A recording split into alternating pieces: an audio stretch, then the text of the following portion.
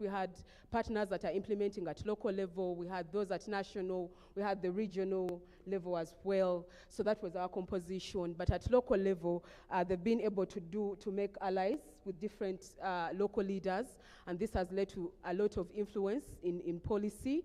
At national level, that's where the ministries, the departments and agencies come in.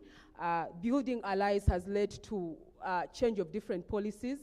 An example that came through was in Uganda and Kenya, where we've been able to influence a number of policies and a number of ordinances. In Uganda, over 50 ordinances have been influenced because of the allies we have.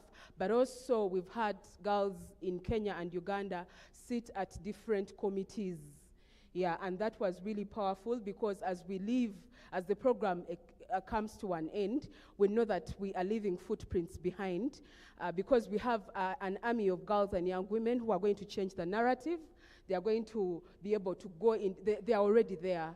Our discussion was around how then do we sustain them to be there. But there have been trainings that have been done, but also the Kenya network was thinking of coming up with a memorandum of understanding, MOUs, so that it is really ingrained within the system.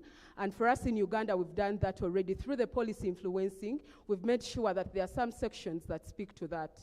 Yeah, the inclusion of girls and young women on different working committees, both at national, regional, and probably international. We didn't have any international person. And that is all from our end. Thank you very much.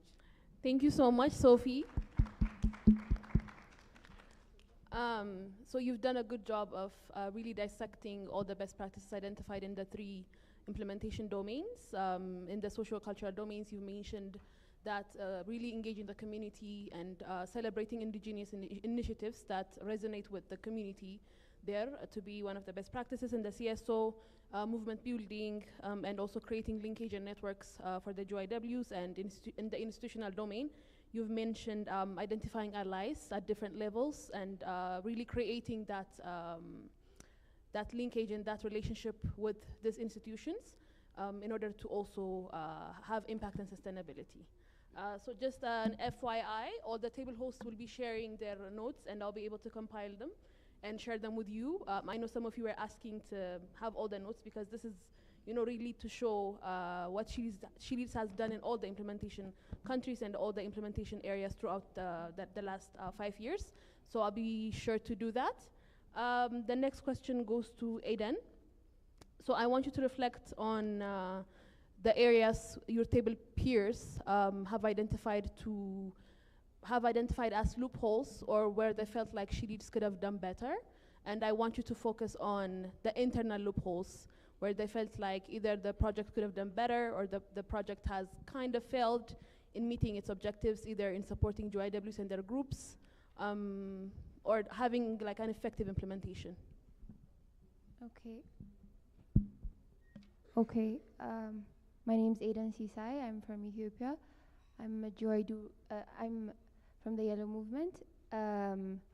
So my table, before we decided on which one area where we felt like the project fell short, we went around the table and talked about what each representative talked about what they personally in their organization experienced. So to start, we talked about disability inclusion. Well, yes, She Leads does support organizations that are focused on disability inclusion, but what we meant is there are very immense systemic challenges and also problems with infrastructure that are hard to address within the given time of the project, as well as the fact of like the other organizations supported by She Leads were supposed to also being systematically implementing disability inclusion inside their own organizations. So there was discussion about that. We talked about economic empowerment in the beginning especially, but usually when it's an advocacy related, when it's support for advocacy, there can be problems when it comes to livelihood. and we went around the table and we discussed how it's important to emphasize the livelihood and supporting women in that way, and resource mobilization in that way. But that was in the beginning. Towards the end, it was given a lot of focus. The same thing with climate change and its relation to women. Towards the beginning of the project, maybe it wasn't as emphasized, but towards the end, it was given more emphasis. But the one area where our table decided that we felt like She Leads fell short in meeting its objectives or supporting GYWs is when it comes to follow-up. And She Leads is very good at influencing policy formation and agenda setting, but these big goals, they need continuous follow-up, which is hard to do in the scope of the project. And the government makes commitments, but there is a serious gap when it comes to implementation. So, for instance, there was a policy where young girls were given pads in schools, but the quality of the sanitary pads provided was very bad. And because the agenda has already been set, the project had moved away a bit. And yes, it's understandable, bureaucracy and funds, there's a problem with the bureaucracy and funds in continuous implementation, but that's the one area where we felt like She Leads fell short in meeting its objectives.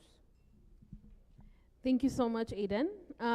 Just to kind of summarize the gaps that you've already identified, you've mentioned the lack of infrastructure and truly including GYW with disability, and meaning that we haven't worked as much as we would like to when it comes to ensuring intersectionality and inclusivity, and also the project not being able to support economic empowerment and focusing on advocacy. But that has been how the project has been designed from the beginning, but that part of it lacking may impede on ensuring through empowerment to the GYW, and also when it comes to climate change being one of the areas and one of the things that affect women's rights and gender equality. And even though there has been a lot of initiatives, people have identified that as one area that could have been dealt with better, and also the lack of follow-up and follow-through when it comes to different policies and initiatives that involve institutions.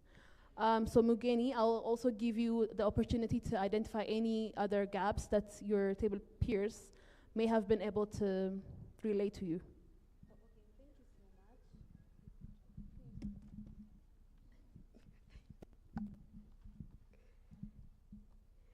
Thank you so much. So I'm going to give, I'm glad that we had a diverse group. All of the other groups we had to experience diversity and get different perspectives from the different countries that were in the different groups. So this is what we discussed and came up with the shortcomings. We felt like there was a gap with meaningful engagement of the GYWs in terms of having a consistent number of individuals being recycled for these opportunities, and then it becomes very hard. We end up having a small number of GYWs who have a lot of information about advocacy, around influencing policies, but then again, there's still a big gap with how the other girls who are also part of the consortium also getting access to this information. So we also had the lessons learned from the shortcomings, maybe what could have been done better.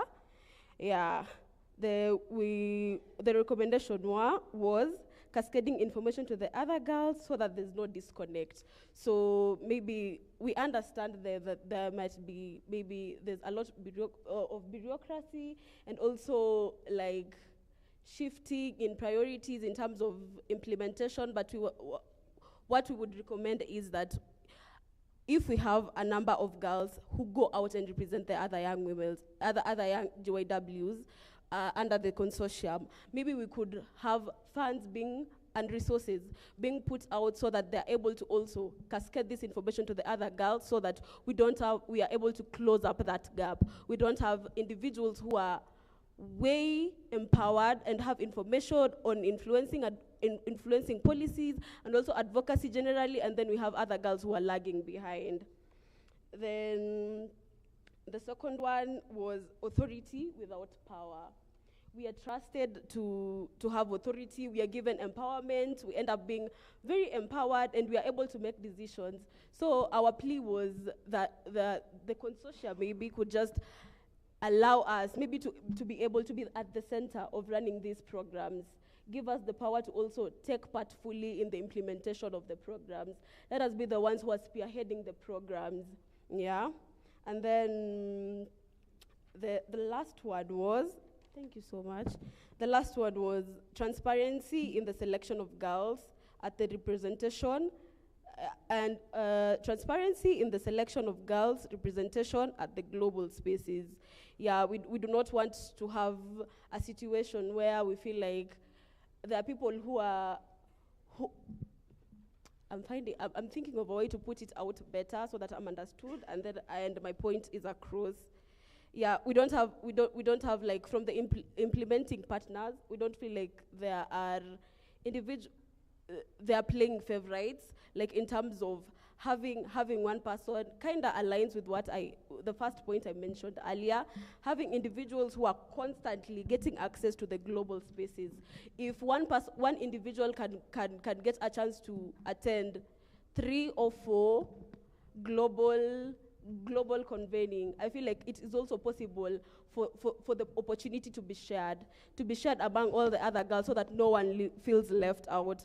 So what a lesson learned from that is, when given a lesson learned is, we should be able to expose each and every GYW who is in the consortium, who has the capacity, expose each and every one of them to these spaces, and also encourage the GYWs who are also getting chances to this, also speak up against it. So because it is a program for everyone, for every woman, not individuals, yeah, or a group of people. Yeah, thank you so much.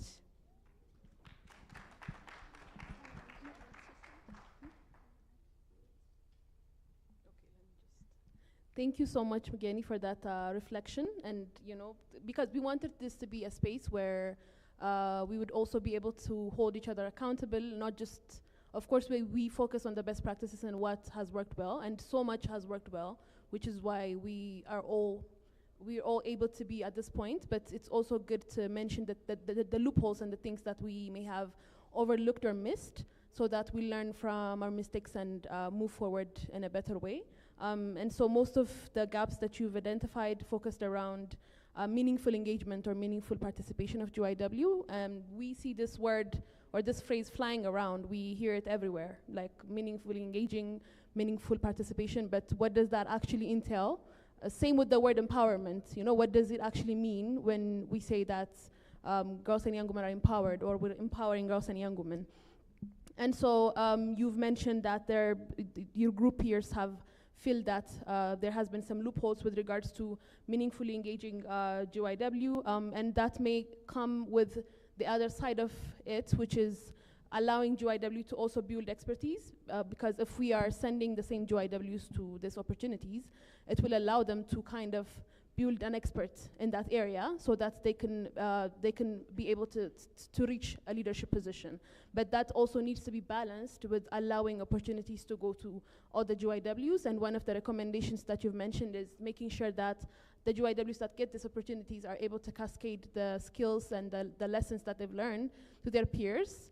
But no matter how we do that, it's not the same to actually truly experience experiences like this one.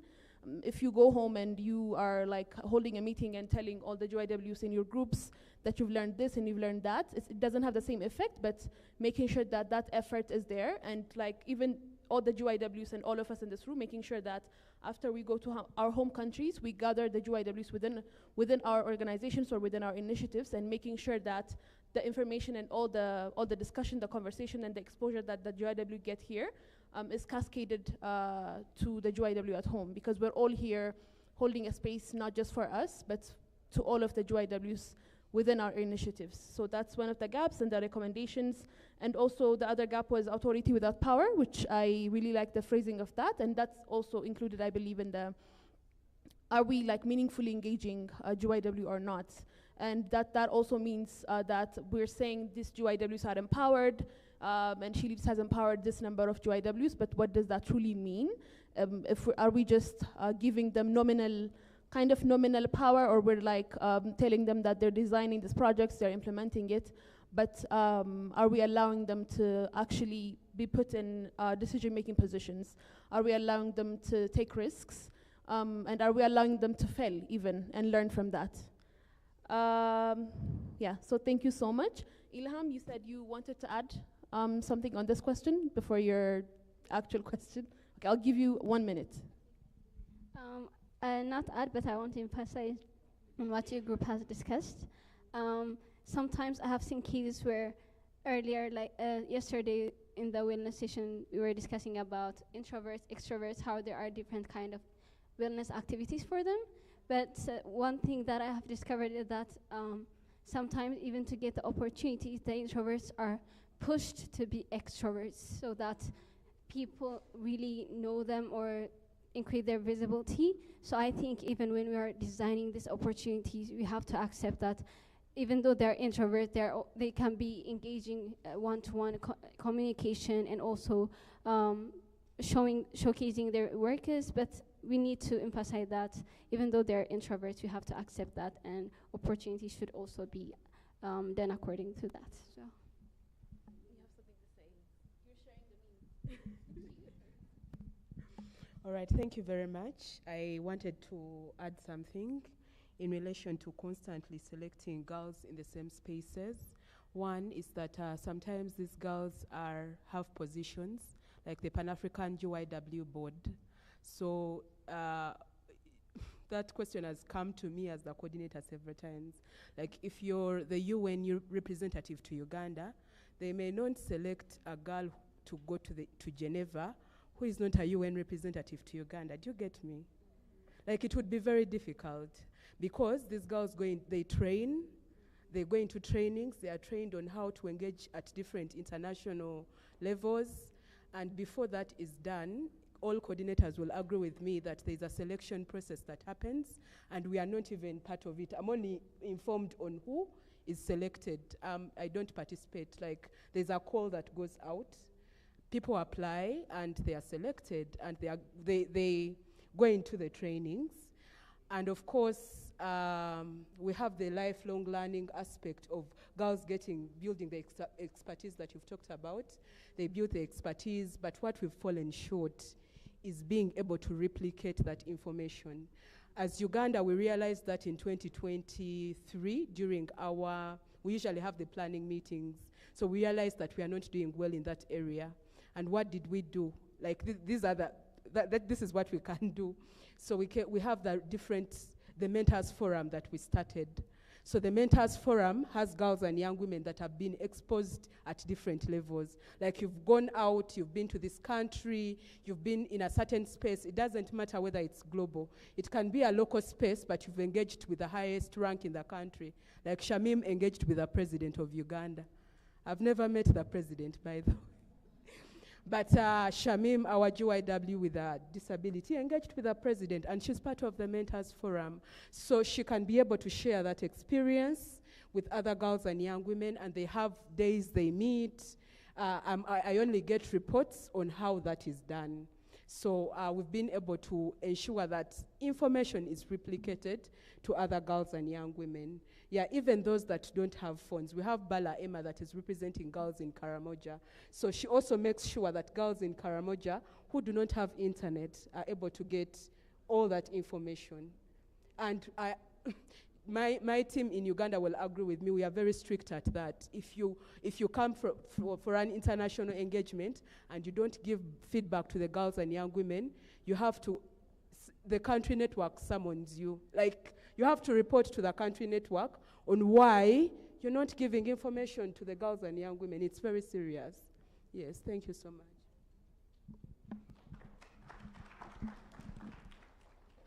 Thank you so much, Sophie, for sharing the real life experience of what has worked for you, and I'm sure that we can take many lessons from that. Felicity, I'll now come to you to reflect on the third question. I mean, the second one can be kind of a hard pill to swallow, but now we can move on to the recommendations when it comes to sustainability, because as we all know, especially during the last years of the project, we have all been focusing on sustainability because the project is not going to be here forever, right? We're ending the project, and so all the work that we have done, all the funding that we have gotten, and all the progress that we've made, how do we make sure that the impact does not end with the project, that the impact continues? And how do we ensure sustainability? So that was one of the questions that your table peers discussed. So I want you to give us insight on the actionable recommendations that your table peers were able to identify. Okay, thank you. What I loved about the discussion on this question is it became a talk about best practices as well, because these recommendations were already being implemented, and I will give credit, my table was majority from Uganda, so I think Sophie has also mentioned some of the points that we've raised. And one of the points that we talked about is working with government programs that already exist and aligning our approach when it comes to working on the same cause.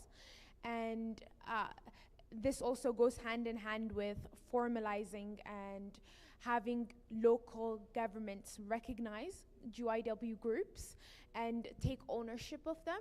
So they engage them and they recognize their work and support them in the long run. I think once they're formalized, they can also bid for government tenders, apply for grants, and these have been like a best practice as well as an actionable recommendation to encourage GIW groups to work with governments with long-standing programs.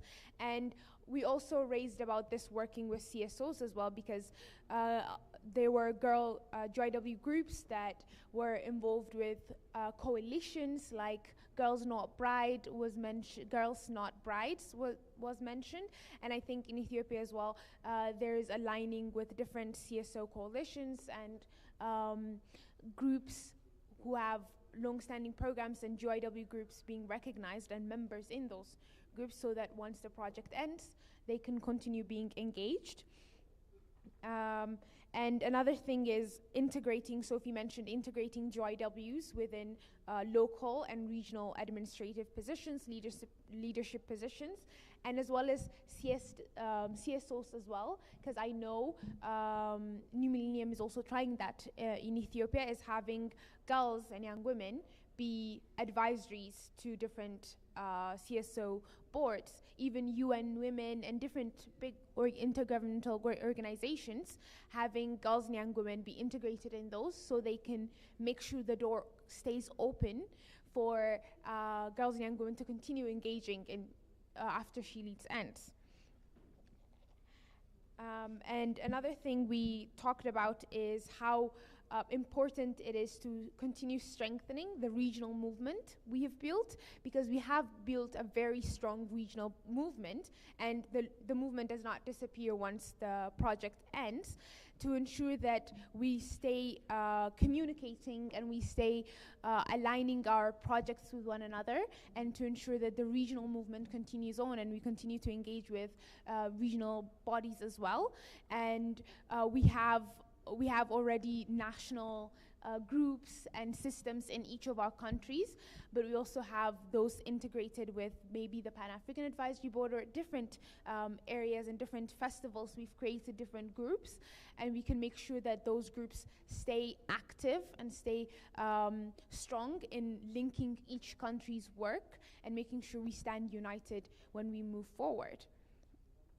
The last thing that we talked about is how GIW groups, some GIW groups have started self-generating incomes, and they're engaged in different income-generating schemes that will help them even after the project ends, in self-funding them to go on. Like some groups have started poultry and different schemes like that, and how to encourage those as the project ends, to make sure that GIW groups can also fund themselves in the long run. Thank you. Thank you so much, Felicity, for all those delicious actionable recommendations. Ilham, if you have anything to add on this question, let me give you the mic. So our table, we have also discussed that funding the girls and the youth groups that were formed in the She Leads program directly.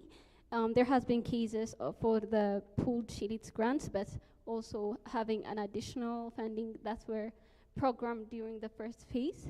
And also it is integrating mental health. We had discussed this on the gaps.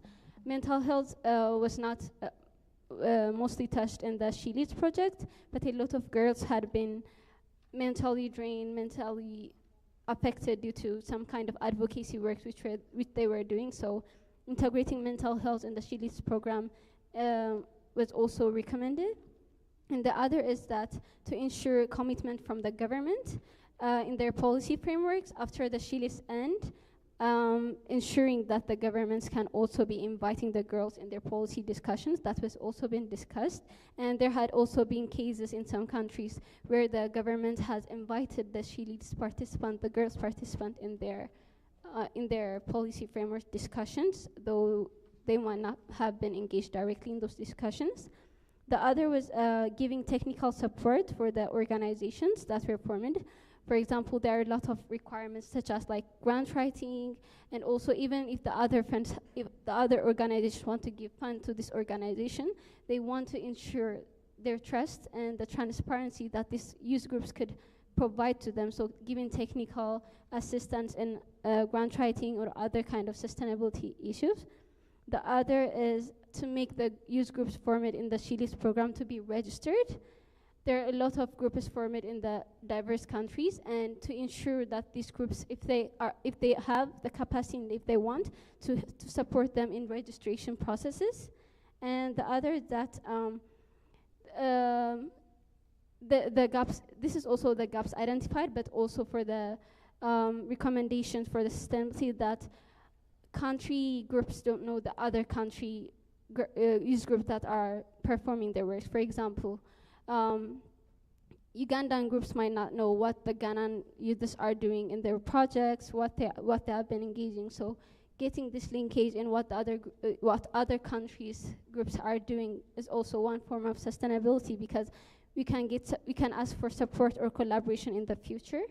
And the other is documenting the youth groups when they are formed from the beginning, that's supporting them have their own websites, and also making them visible, those kind of things, documentation when the youth groups are formed in the first place. Is that these are kind of the actionable recommendations given from our table.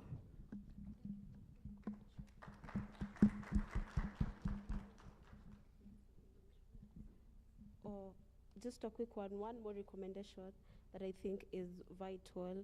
A brother from Ethiopia gave out this point, leveraging on already existing and established institutions, and he gave an example from Ethiopia where they're linking the young women who have their own initiatives to governmental institutions. They're able, the institutions hold the hands of the girls and support them in terms of implementing their programs, and just like are able to hold them accountable throughout the process, and also chipping in terms of resources, just to ensure that their programs are run smoothly, yeah, because it also informs sustainability, yeah.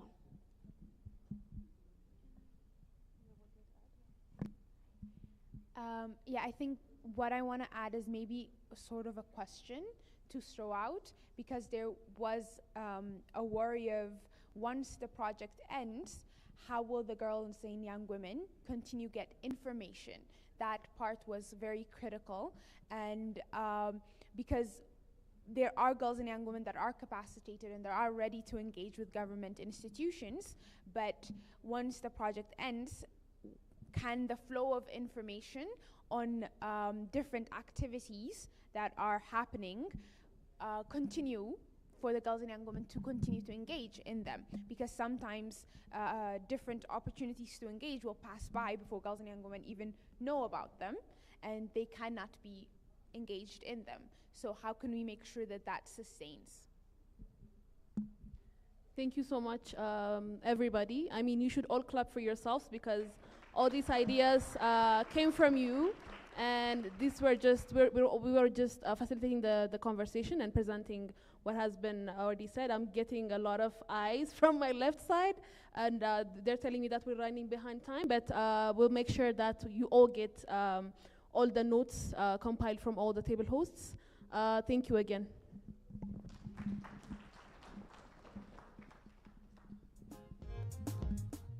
Before my panel leaves, we can just clap for them, and maybe music from the DJ as they go to their seats.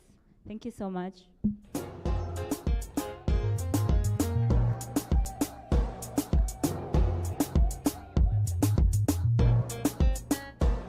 In Kenya, we have this saying that goes that, don't bore yourself. If I speak in Swahili, it will come out so well than in English. Yani usijibo. If you're seated someone who is a Kenyan, tell them to translate that to you so that you understand it better. So I will allow Josephine to welcome the next speaker for the next session. You feel like stretching? Are we? You want to dance or stretch just to make sure that you give me all your ears during this session, because it's very, very important. I wouldn't want us to miss on anything. Are we good to go? Or you want to wake up kidogo? Kidogo means, I don't know.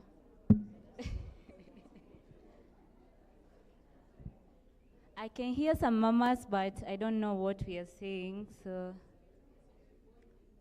You're still translating usijibo in English, my goodness. Okay, so I'll allow Josephine to take over at this time. Okay. Can we settle down, please? Please.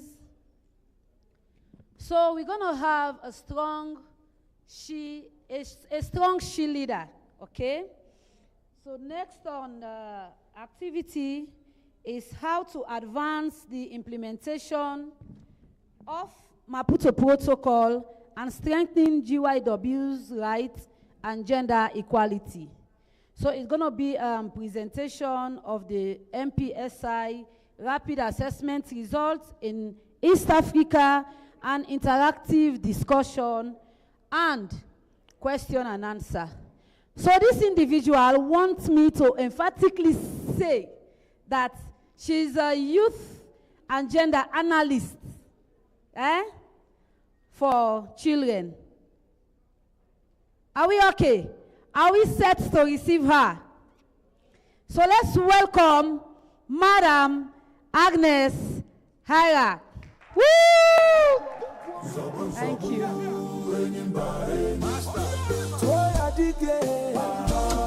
Good morning, everyone. Do I need now to dance? Good morning, everyone. I don't know how many of you greeted your neighbors today, this morning. Can you look at your neighbor and say hi? And tell them something nice this morning. Tell them you look amazing. Tell them you look awesome. So as you're telling them, I want you to look at them keenly as I ask this question. Make sure they're not looking at Dr. Google. Someone, anyone, everyone, tell me, what do you know about the Maputo Protocol? What's its actual name? What's its importance? As feminists in the house. The neighbor that's not looking at Dr. Google, I want you to tell me something about the Maputo Protocol. Someone? Anyone?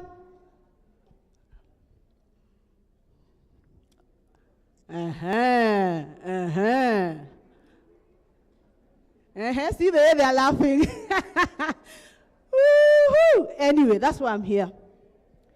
So I'm standing here. My name is Agnes. I'm the Global Youth Advocacy Advisor for Save the Children, as well as the East and Southern Africa Regional Youth Advisor. I love young people, especially advancing the rights of young people in participation. And then I am here on behalf of a very brilliant mind. She's not here with us today, Dr. Kijala, who did an assessment just to see and track progress of how the Maputo Protocol has been since 22 years ago when it came into play. So let's give, she's not here, yes, but I think we want to see what this came up with the rapid assessment. But then I'll also give my experience in terms of what the Maputo Protocol has, the scorecard and the index over time, how the reporting has been, just to show exactly how countries are being held accountable, and then what that means for girls and young women.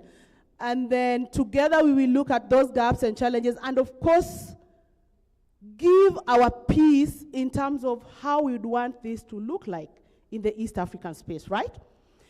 So when we look at that, just the overview shows that it was adopted in 2003.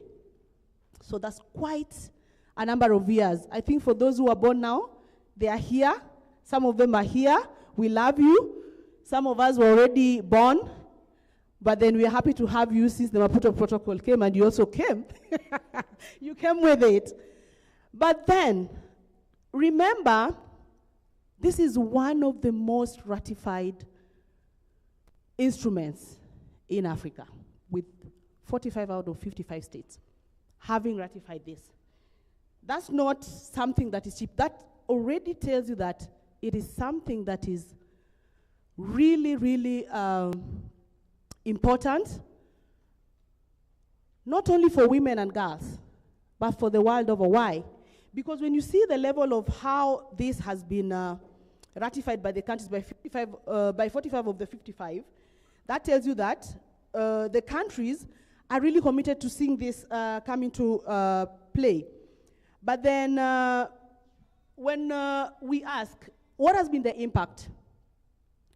When you look at that, oh, sorry, he's gone back to that, which is fine. But then, okay, just show them which countries, because while we are in East Africa, we need to see exactly which of the countries haven't ratified, so that we are able to see, when we go to those global spaces or the continental spaces, we are able to listen in and see exactly how this affects the girls and young women in those countries, for example. So you see those that have not signed, but have not ratified but signed are 7. There are our sisters, like Burundi is just in East Africa here. Chad, Eritrea, Madagascar, Niger, Somalia, Sudan. These are countries that really are behind in terms of child and youth rights, in terms of their commitments, lots of issues going around, but then not signing or ratifying this already gives them setbacks that they cannot then be able to advance this well.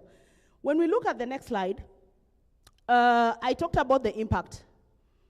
It challenges cultural and patriarchal stereotypes. Like I said, this is one thing that really has advanced the participation of women in social, economic, political spaces, just advancing and trying to give women an equal chance and the same pedestal as the men in society. It positions women as equal partners in development. But then again, it inspired innovative and, laws and policies in the different countries. So the countries that you are looking at are 3 out of the 7 where she leads is currently implementing, and that's Ethiopia, Kenya, and Uganda. So when you look at the countries, the Maputo Protocol has really brought those differences in terms of what we are looking at. What about accountability? Why is accountability important for every instrument? Accountability is quite important because we are able, as civil society organizations, as girls and young women, to critically assess and look at what the countries and the national policies have vis-a-vis what that instrument is. Are they following what they have committed to do in those policies? So accountability for the protocol ensures that member states are charged after every 2 years to report to the Commission. Because that therefore shows the Maputo Protocol scorecard and index will be able to track progress in terms of fostering that accountability.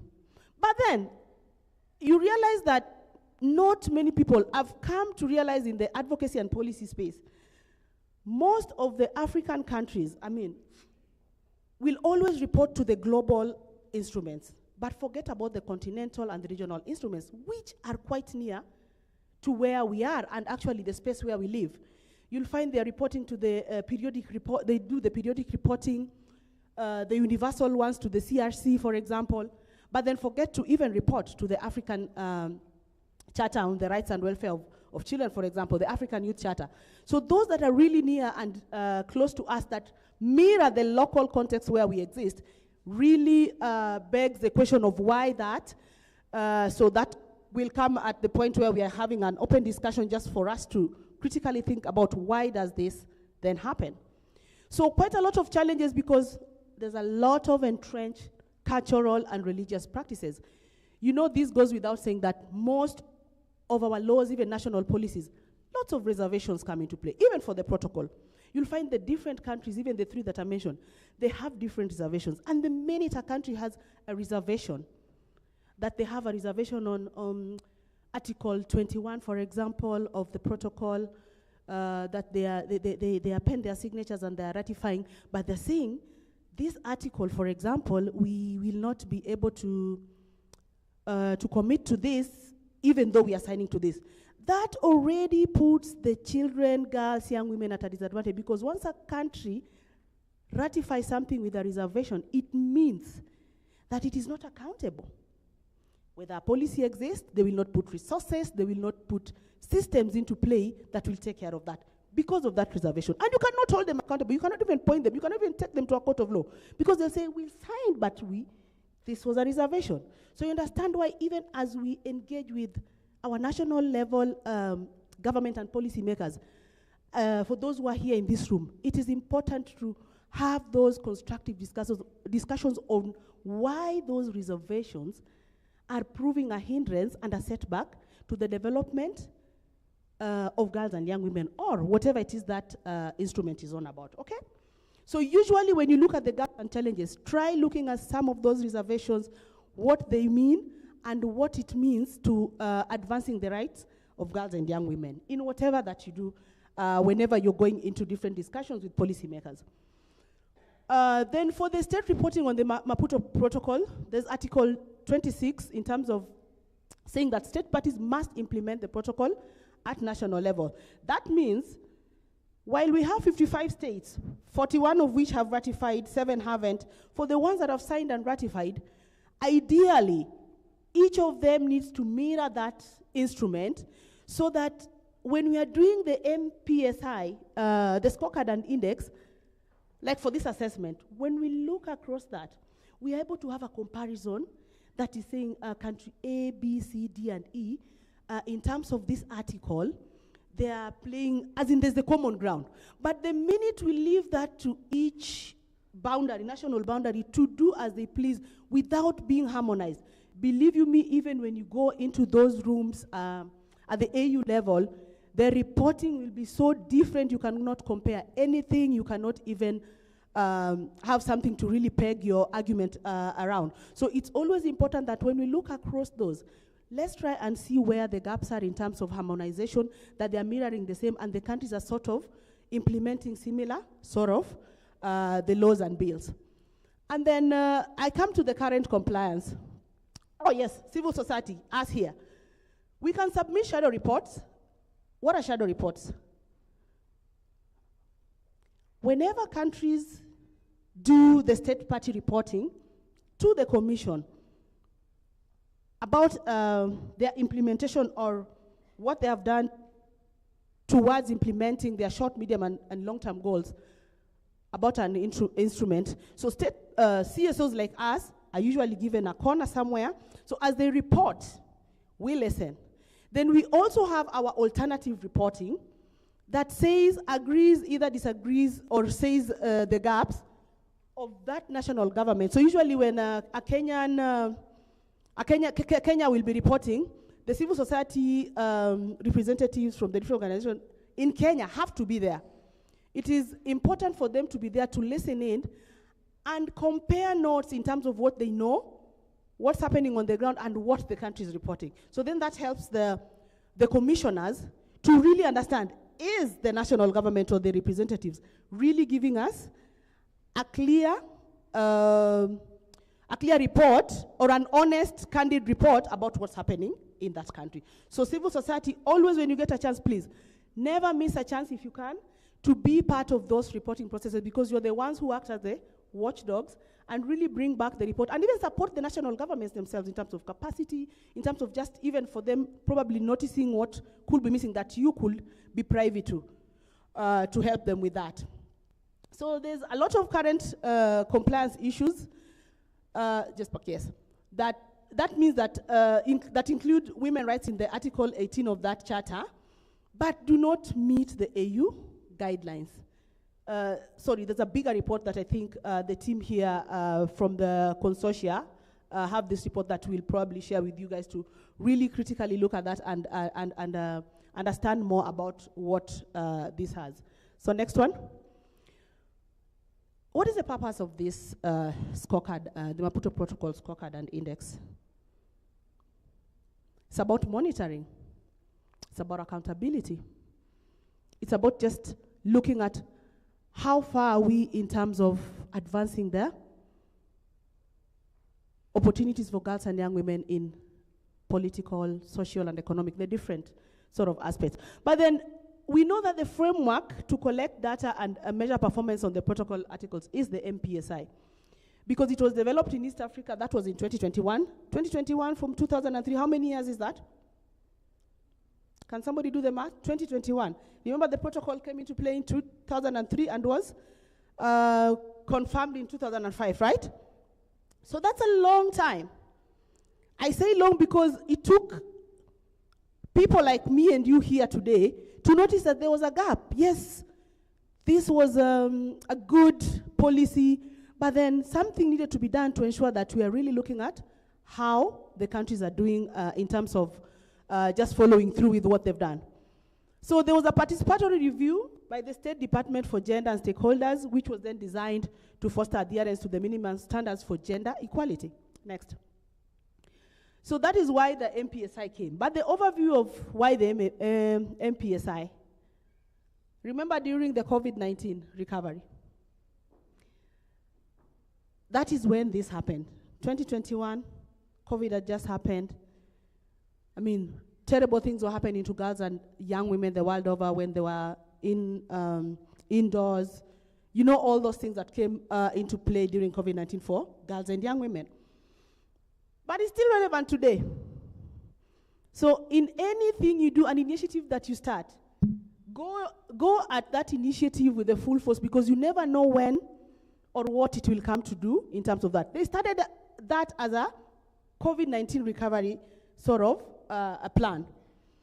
But then it was a joint project between the Africa Union Commission, the Women, Gender and Youth Department, and of course that leadership plus the Plan Aulo. I hope Plan Aulo is there. Congratulations to them for, being part of such groundbreaking sort of tools that have helped now in terms of just monitoring the MPSI. And of course the goal was just to build accountability. How committed were the countries? And how were they doing that? Just to reverse that inequality. And I think for the same reason why the She Leads program has been here in the past few years, to just reverse that inequality and accelerate the change for women and girls. Are we seeing the correlation? So that's why this assessment was quite key for this program, especially for the funders, for the consortium members, because they went into this program with a vision, with an objective. But then for them to also critically see how the few years that they've been implementing through partners and with girls and young women, to see has there been change through the implementation that they've been doing. Next, please. Now, quite a number of indicators, you might say. But how do indicators help us? They are quite specific.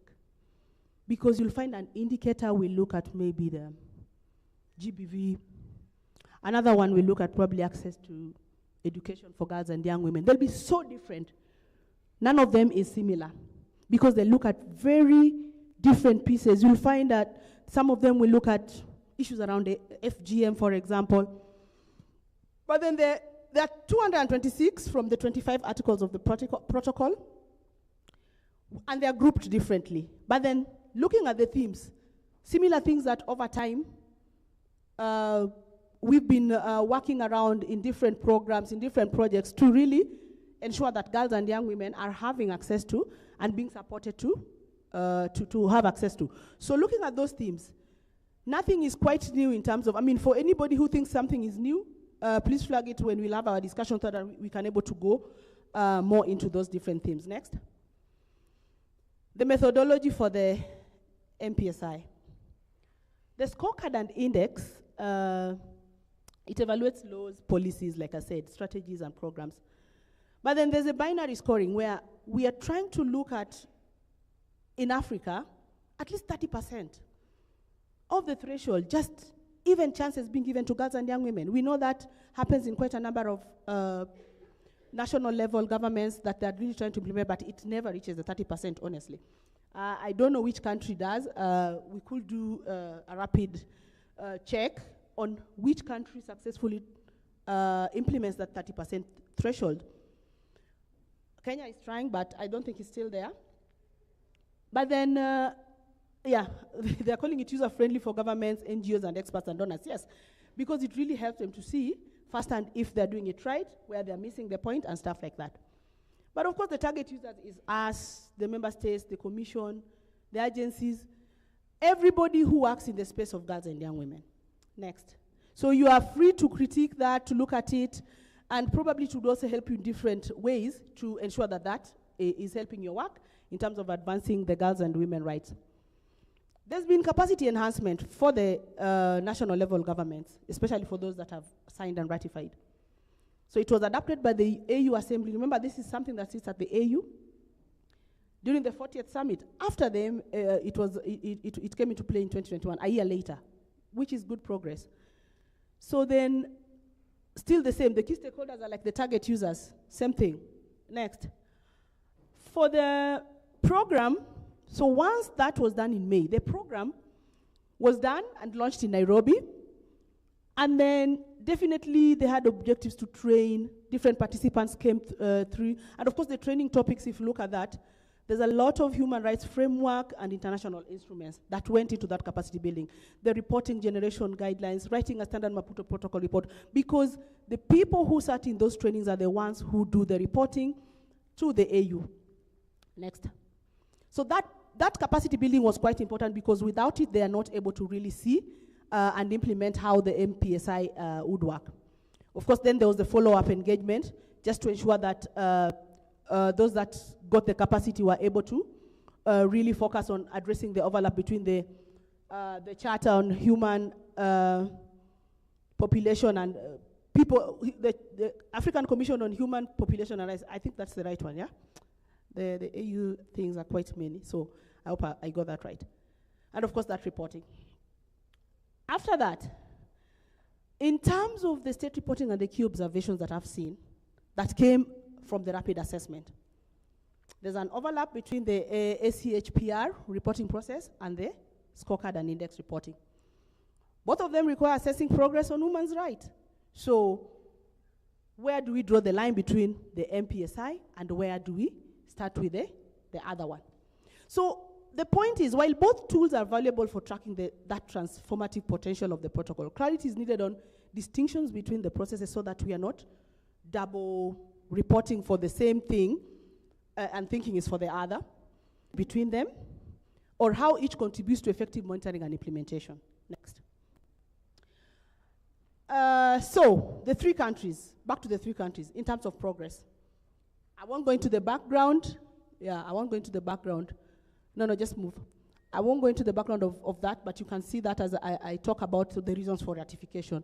So they wanted the rights to align with the existing laws, policies and commitments, no extra obligations. It was addressing the violence against women and harmful traditional practices. And of course, I love the fact that it was trying to also strengthen the Ethiopia's human rights reputation and the AU leadership role. Remember, that's where the AU is. Ethiopia had no way of just even getting out of it because this is where we report daily for other things, and then good thing, they actually took this also in their stride and moved with that. Next. For the legal and policy measures, vital events and national ID proclamations, so these are the ones that, you see the progress towards how Ethiopia moved to realize that.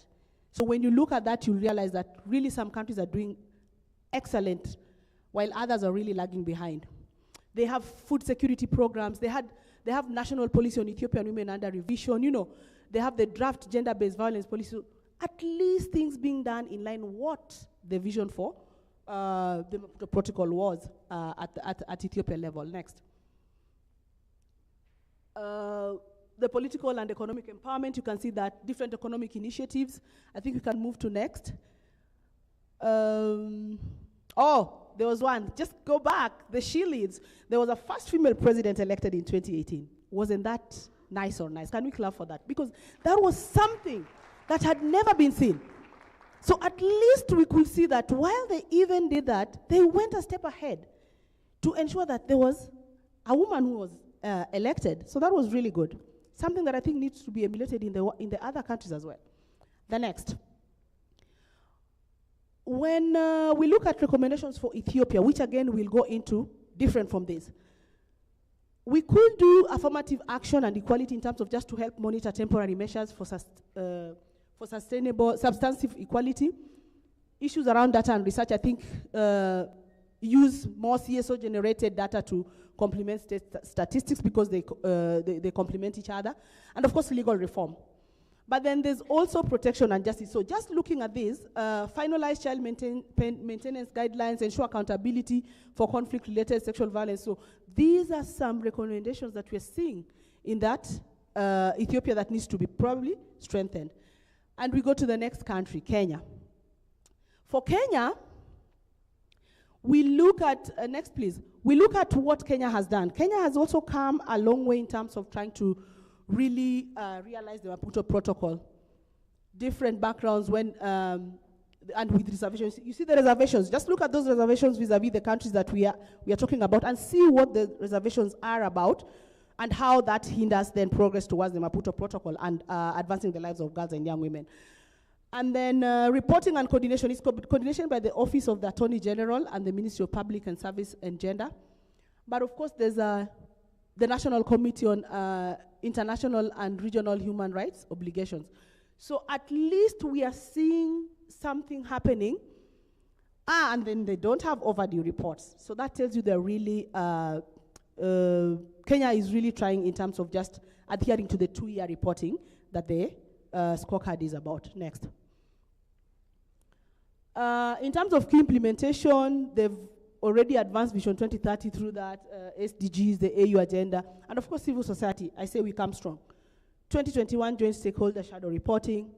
Of course, we recognize progress, but then we flag persistent gaps, which are there. Next. For the recommendations, of course, we recommend in terms of legal and policy reforms, just try to amend laws conflicting with the Constitution, e.g. the Succession Act, the Muslim Personal Law Act. We have issues around protection from sexual gender-based violence, issues around ending harmful practices. We are looking at anti-FGM law. So these are the different priority recommendations that then the Kenya has through their its national level Maputo Protocol implementation. Next. When we see, please next. So for Kenya, we also have issues around economic and property rights. So we guarantee equal access, ownership of land and property, and then amend Matrimonial Property Act to align with the Constitution. Of course, this ownership and land and property is not guaranteed. It's there in the law, but I think ancestral whatever doesn't really adhere to that.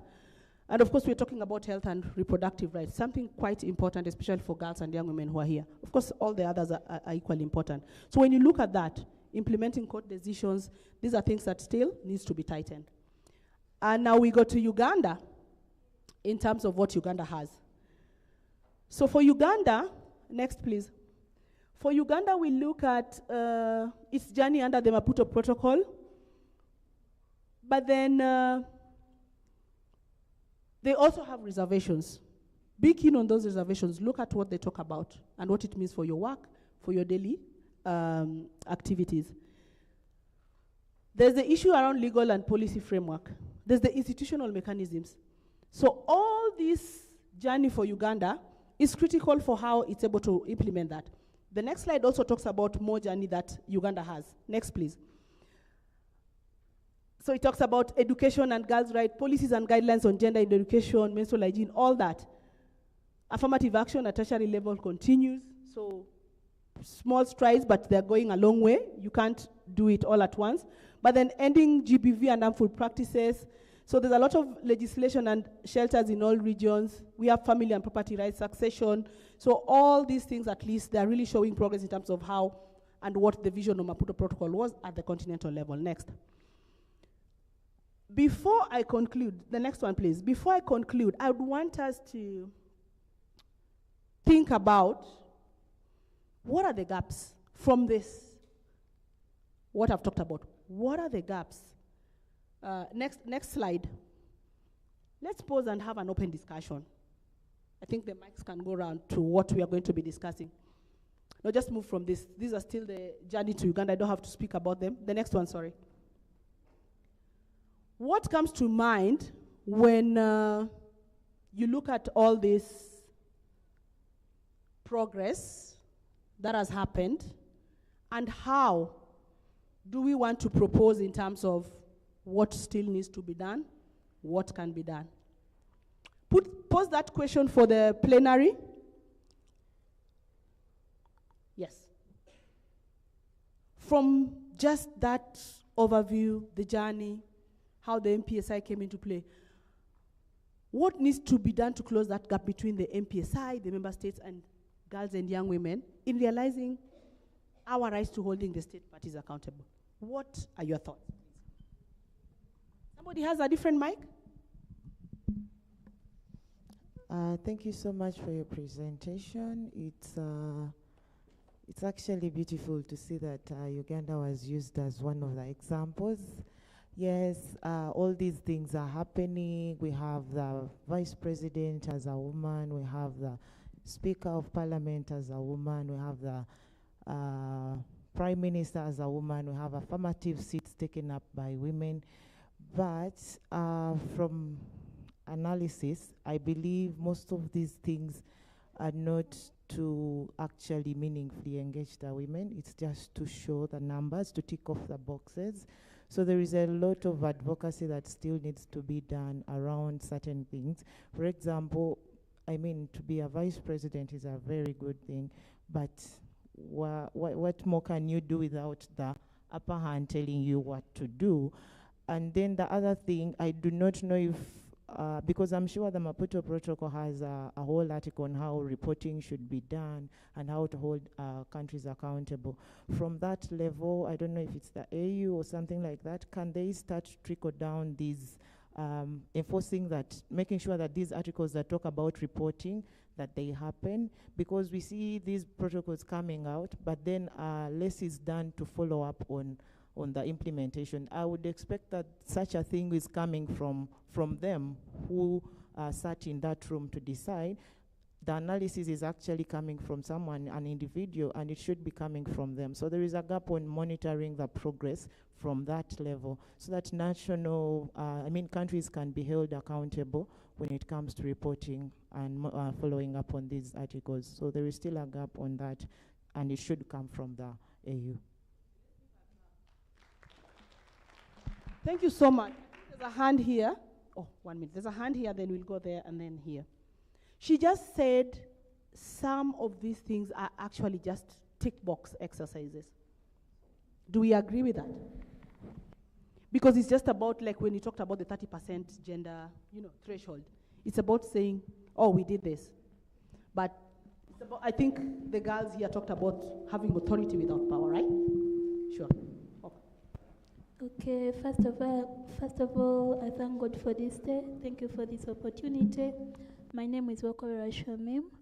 According to the conversation, for me, I think the gaps are sometimes we're reporting, we mainly focus on the regional, we mainly focus on the international frameworks and leave these regional ones and then the local ones.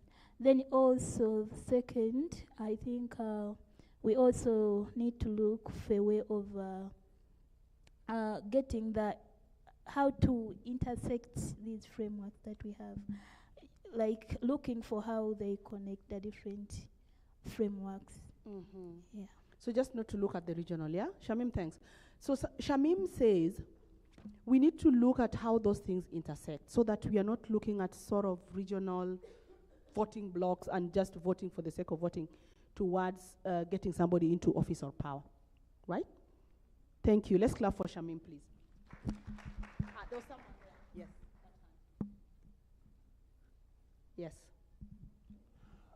Thank you very much. I think one of the things that can be done to make the states accountable is strategic litigation has proven to be an effective way in terms of just going to court and seeking the constitutional interpretation, and that's from the Kenya perspective. For example, on Article 14(2)(c), while Kenya has a reservation, but in 2019 and petition 266 of 2015, the High Court ruled that that particular reservation is null and void since it Article 14(2)(c) of Maputo mirrors on Kenya's Article 26(4). And so I think one of the things that the state sought was a stay order that was never granted by the High Court. So I think that's one area that we can look at. Thank you. A clap for him. Before you go, I know you're close to him, but I really want to be fair. Before you go, somebody is here, then you, and then him. Yes, strategic litigation. Because you can challenge those reservations, especially when you see it's not making sense, they have no reason for why they are having those reservations. And when you see critical challenges in terms of why those reservations are really proving horrible to the lives of girls and young women. Please. Thank you. So some of the ideas that were coming to me that how are the girls engaged? I think we need, for the reporting process, the girls have to, there should be, as a suggestion, external girls and young men board who are also checking up on the member states, and they are also being reported, not only participate or just get on the outcome, but also have the decision-making powers, external girls and young women board who are also receiving reports from the member states. And the other is that we've seen tools of reporting, but have the girls also participated and have given their input on how the reporting process should be. Because I've also seen in the Ethiopian cases where some policies are have not been ratified, but it's still like the reason even for not ratification is also might be political, and I think we need to also see those parts as well. Thank you. Thank you. A clear case of not wanting to be responsible. Who doesn't want to ratify, yet you have the resources? You take care of the whole country, for example. They do not have reasons for why they don't have to ratify, only based on the fact that they don't want to be responsible and accountable to the rights of girls and young women. So I have two hands there, her and her. I don't know how much time I have because I think, oh my goodness, I don't, yes. Okay, okay, that's fine. Okay, so there was a hand, okay, okay. Thank you. I'm Lydia from Uganda. I think what needs to be done is to continue working with the existing networks and to ensure that the rights of the young girls are being met, and also to ensure that follow-ups are being done. Thank you. Oh, thank you. Oh my goodness, you guys, this is quite nice, but I'm not so sure how nice. Is it possible that we put the, okay, I know you have a burning one. Is it really burning you? You can die now? Okay, so give it to her, and then after her, can we write those down and give them to me? And then, because I would also want you to have questions so that anybody in this room could answer those questions that you might have in light of the MPSI. Please. I think also we need to know if our countries are actually monist or dualists, because we might be fighting this. People are not implementing it, yet they're dualists. They need to go through particular procedures. Yeah. Explain to them dualist or yes. So a monist state is a state which, if any international treaty is passed and it's ratified with them, it automatically becomes law. Yeah. And then a dualist, it has to go through legislation to be integrated into the domestic law. Mm-hmm. So they sit on the fence. They are watermelons. Green, red, yellow, blue. But anyway, thank you so much. Oh my God. I want to close it at that. And now put it back in terms of any questions you have. Maybe a question or two. To the teams here. The consortia leads are all here. Us CSOs and other actors are also here that we could think through to support this, even as we come to a close of the She Leads program, to support us to also challenge those sort of gaps and challenges that we are seeing. Anybody, any question? But please write those and give them to me. A question? Yes. Okay. Oh, from that side. Oh my God. I'm coming back. I'm having the mic already. Uh-huh. Yeah, so only 3 questions. I'll write them down. Write them down for me. Yes. My question is for you. Yeah. You are from a state agency that monitors such instruments from the African. I'm from the state agency. Correct. No, I'm not. You are not from the state agency. I'm from the CSO. CSO. Okay, that's fine. But you are from Kenya. Am I right? Yes. So, what is the CSOs in Kenya, doing? Because all these policies or implementation strategies that we adopt from the various African societies or groups. Now, I believe that before we can realize all the goals we set for ourselves, we have to shape the educational curriculum of the various countries. So what are CSOs doing to shape the educational curriculum in Kenya that it will start from the basic level, imbibing in the children the right to better embrace these strategies that we are all seeking to achieve at the end of the day. Have you done something within that space? For the education? Yes, the educational curriculum, because that's what we used to teach the kids from the lower level. Yes. To teach the child that as a male child, it's not only your mom that pays your school fees, your dad. In the educational curriculum, there are some systems where they teach that the dad is for payment of, utilities or, food and all those things. Yeah. That is where the thing starts from. So we start teaching the child from that level that this is dad responsibility. Thank you. And not mom. Okay. So that's what I'm trying to. So for CSOs in Kenya, we've gone a long way in terms of really trying to advance the education sector. One, through just ensuring that we pushed and we were granted, of course, unfortunately the other day we got a setback, free primary education. Of course, there's that cost sharing just to reduce the cost barriers to education, for example, the uniforms, the school books, the tuition. So these were really taken care of by the admin under our president, our then president, our late president, Mwai Kibaki. So we got free primary education. One, because it goes with the access to education. That's a right, yeah? And of course, this is also in the African Charter of African Charter. So the CSOs have really gone one to court. We've partnered with the government to just ensure that we complement and supplement some of the funding that supports that. But unfortunately now with I think the bulge in terms of children and young people, that notwithstanding, the government just said that they've reduced the amount that they're using to cater for such education, which I think as CSOs here, we are going to challenge that again to probably bring it back to where it's been. Can we get one person and write a question there? Yes. And then I conclude kindly. Okay, so. Yeah? Yes, okay, I've been told to let you write. This can go on and on so that I conclude, yes. So So, please, they can write it down, but mine is, are you just focusing on East Africa, Maputo? yes, for this assessment was for East Africa. Oh, Yes, okay. and it was 3 out of the 7 countries. So yes. please, we just want to apologize. We have one for Mali.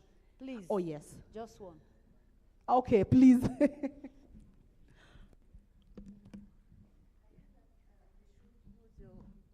The interpretation, because I'm going to. Or interpretation, Yeah. please. Use your.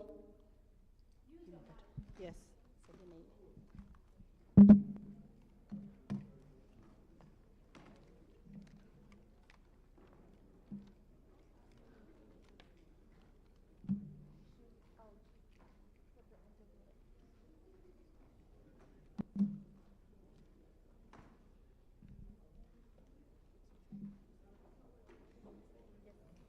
I think it's working. Is it that they have English interpretation? So, you see? Is everybody okay? Yes, I'm going to speak French. Okay, so she's going to speak French. Are we ready? Are we set? I can go ahead. Ok, donc bonjour à tous et à toutes. Moi, je suis Korotoumou, je viens du Mali. Je voulais un peu parler de la situation du Mali par rapport au protocole de Maputo.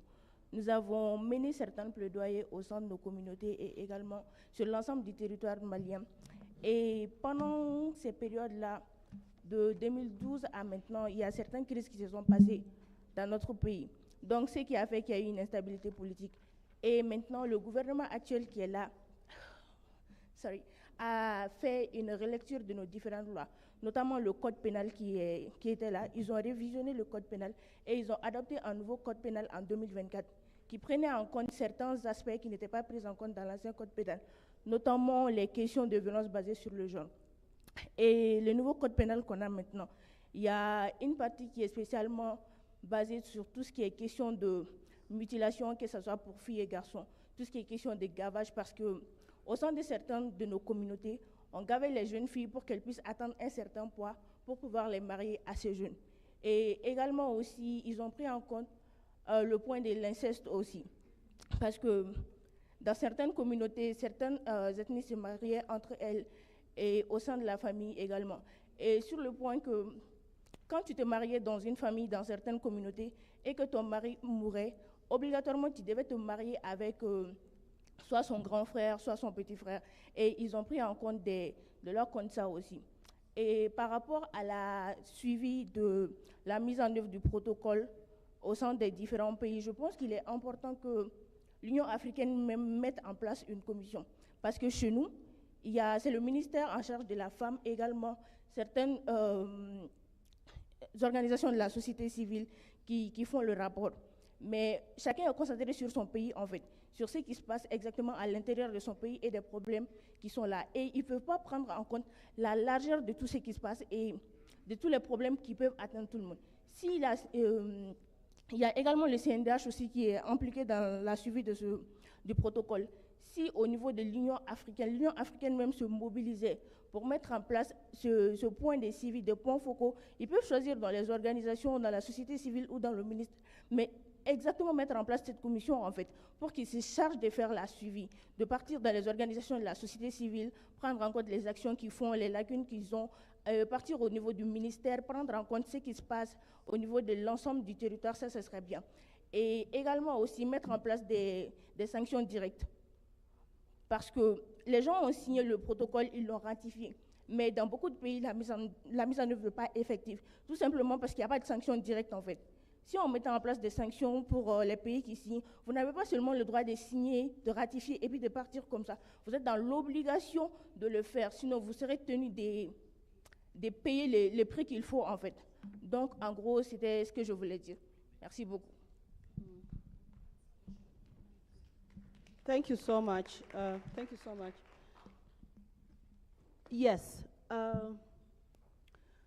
Now, just to finish up, the AU Commission, through the Committee of Experts, I think, there are a lot of special rapporteurs, I think one for VAC, one for ECM, that take up these matters, and I'm sure probably Mali is on their radar. While they have a number of countries that they follow up on, there are different tiers for different countries to report, and then they also do missions to those countries depending on how their calendars or the severity of need towards that. And I'm probably certain that this is something that is in their radar.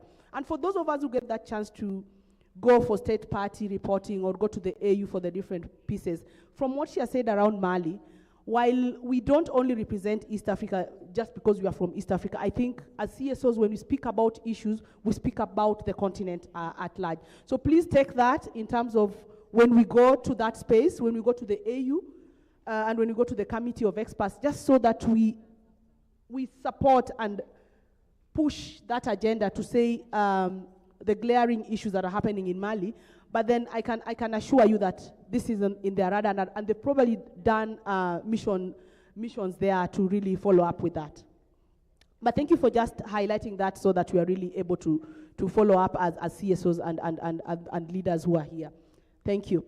And then as I conclude, so from the 3 countries, there's a lot of glaring issues that we still have to look into in terms of implementation. So I think it's best for us to critically assess the report and look at what we need to do, the capacity building, the gaps, the reservations that there are in terms of what we need to follow up. But thank you so much. I do hope this has really given you something in terms of food for thought, what we need to do better, and what beyond here. When you leave today, come tomorrow, tell me in this presentation or when you go through the evening, look at the Maputo protocol. Check what it is that needs to be done in your country, in your neighboring country, in other countries in Africa, that then together we can support, because we get this chance and you have this podium in a summit to echo and speak to the leaders, even as we stream live. When you speak out, they listen to you. So please do that. Keep speaking until it will get to the right ear. All right? Thank you and over. Thank you for your listening.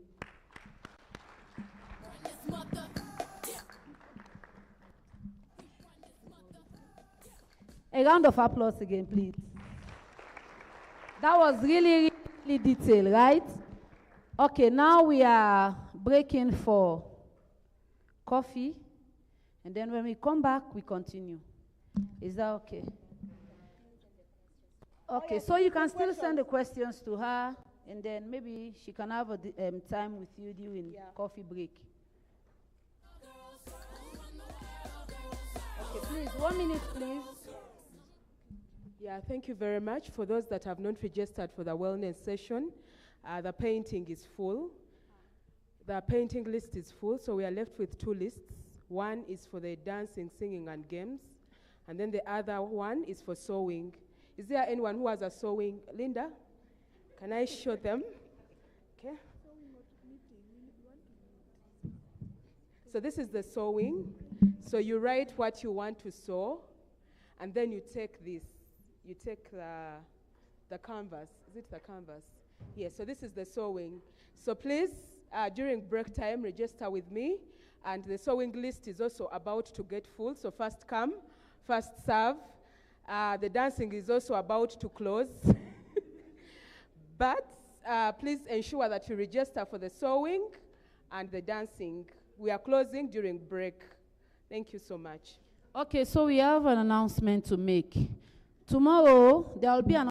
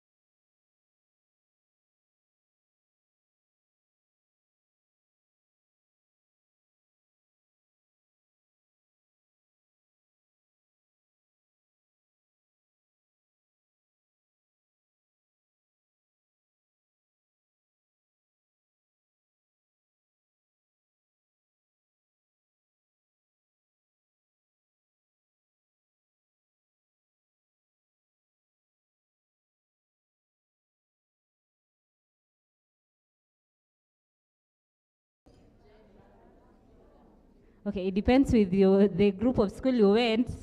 I'm hearing different names, but whoever it is, that's the person. So I will introduce Madam Jane Anyango.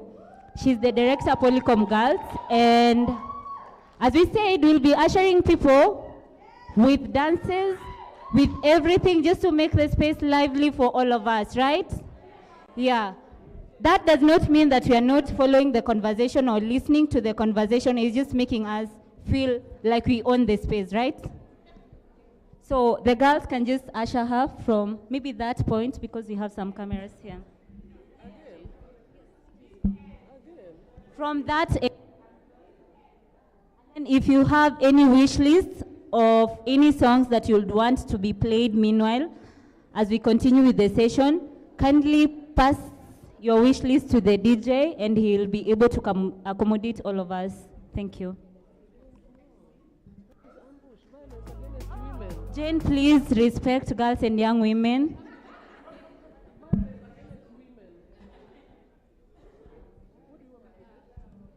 DJ, any music is allowed. Thank you. Yeah, and then it doesn't mean you sit down. All of us can just join her if you're willing. Niachenya shipite boss kwani mini nugu. Sikose nguvu baby girl mi ukula njugu. Bad to the bone lazima nikunywe supu. Shake that thing hadi upigwe marufuku. Kaende karende kifo cha mende. Unaninyonya kama maembe na tembe. Game bubu vitu zetu usiseme. Wacha wabaki wakidhani kuna venye.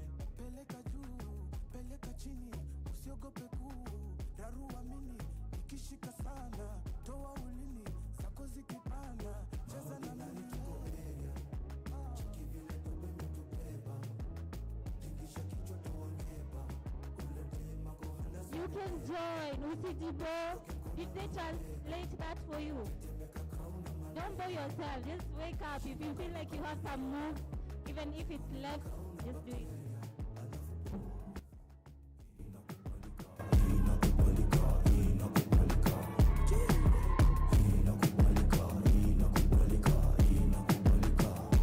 Thank you so much, girls.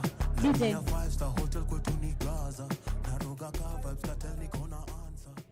Thank you so much, girls.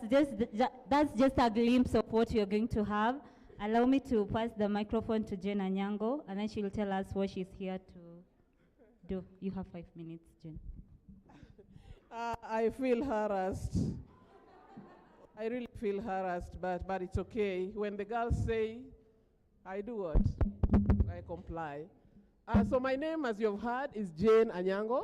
Jane is the founder of Polycom Girls, the Kenyan consortium or implementing partner for Femnet. And we have worked with this journey for the last 5 years, proudly, happily, and we're just happy that we have been able to be part of this process. And what we loved so much about this process is that since inception, we were part of the discussions. So we brought in young girls to give in their input when the project was being designed. We have elected girls every year in a very competitive process where they apply, they do what? They campaign, they vote, and they get elected. So we are very proud of wonderful, powerful young women. And if you ask me, then I'll tell you that we look forward, like we look at the future of our country, and we are very happy because of the work that we've been able to do within this space. So yesterday, our girls came forth and presented, I don't know whether it was a letter or a memo or whatever it was, but they communicated, which is what we believe in. It's okay for girls to speak when they want to speak. And in normal circumstances, it's always very good to air out your issues when you have them.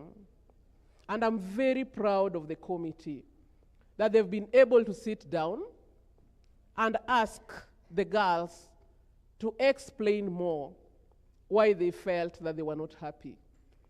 And their issues have been addressed. Simpige makofi, you guys can clap to that. Because that is the spirit of She Leads campaign. In She Leads, we don't just let go. We don't just assume. We don't go on the side as adults and say, you know, those girls did this. What we do is that we listen to both sides, and at the end of the day, we are able to walk together happily and what? Relieved, satisfied, and all those beautiful words you can say. So in a nutshell, I just want to say thank you to TDH, Horn of Africa. Where are you? Hey, TDH. Kwani, you can't make sound. I have glasses, I can't see you. I can't see you. So you have to make some sound for me to hear. TDH, are you in the house? Or are you left? Okay. Horn of Africa. And this has been beautiful. By the way, I'm taking long because I know nobody's going to give me an opportunity to talk again. So this is my opportunity to welcome you guys to Kenya. At Femnet, we are the face of She Leads, and we've done it right and beautifully. So, girls, just to demonstrate that we are very happy, can we have that small energizer? Who is leading? Oh, you want to? So Liz is telling me that she's welcoming formally, and Liz is one of them. Karibu sana, Liz. And karibuni Kenya. Thank you so much. Jane has always taught me that when you grab the mic, run with it. Make sure in any room that you are, you have the access to the mic, because that's how people get to hear you. So I feel like I will not introduce them. Lydia is here on their behalf. She'll be able to speak more. Hi, people. Hello. Hey, you guys. Sophie, hi. Sophie Safari. Hi, people. My name is Lydia Achieng. I am part of the Urban Queens. And I'm also part of Polycom Girls. In Kenya, I also serve as the chair of the UNFPA Youth Advisory Panel. Yeah, apart from dancing, we also do a lot of advocacy work. I also sit at the UN Leaving No One Behind, the Kenya country office. And now that you know me, I don't know how many people you know around this room. So we are going to do a concentration game. It's not a concentration, it's the game. Just to ensure that you grabbed a name of someone who's not of your country. So I'm going to give you 30 seconds. Ensure you know someone different who's not on your table. So you stand up now and look for at least 5 people that you should know. Yes, 5 people. Because you are going to call their names. And then Urban Queens, you will come. Please make sure you are walking.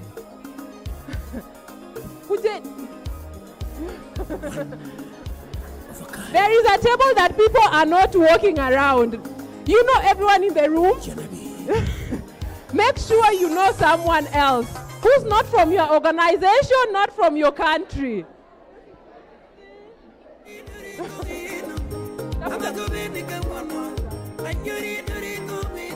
Okay, 30 minutes is over. 30 minutes is over. Let us get back to our seats. Let's go back to our seats. Nisaidie. Atukawi ata. Don't worry.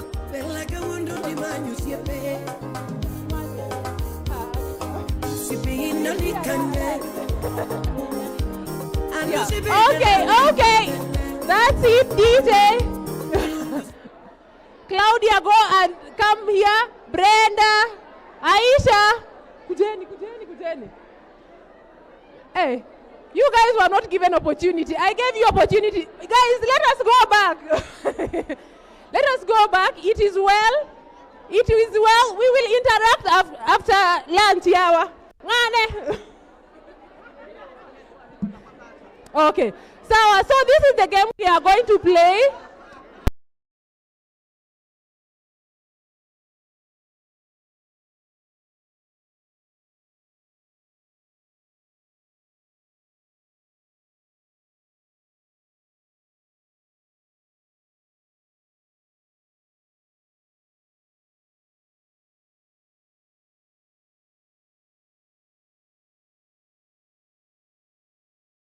Going to do. I am giving instructions. Hello? If you can hear me, clap once. If you can hear me, clap twice. If you can hear me, sit down. There is someone who's not even sitting, so you are probably not. Okay, if there is someone next to you and is standing, please tell them to sit down. Hey. Sawa. Sawa. So this is the game we are going to play. Sawa, sawa. We are going to sing. Okay, ladies and gentlemen. Wow. Hey. Okay, ladies and gentlemen, let us listen. So this is the game we are going to play. Okay? We are going to play as we sing. So I will demonstrate it with some of the girls. And remember, when I call your name, or when someone calls your name, you remember to say yebo. Say yebo. Yebo. Yebo. And make sure your voice is as clear as possible. Okay? Okay, so I'm going to demonstrate it. Okay, I'm going to use Supergirl. Okay, because this was a Shili's Girl Summit. I am going to use Supergirl. Sawa, sawa. Okay, Supergirl, Supergirl, Supergirl. Supergirl. So everyone is going to sing. Okay? Supergirl, Supergirl, Supergirl. Supergirl, Supergirl, Supergirl, Supergirl.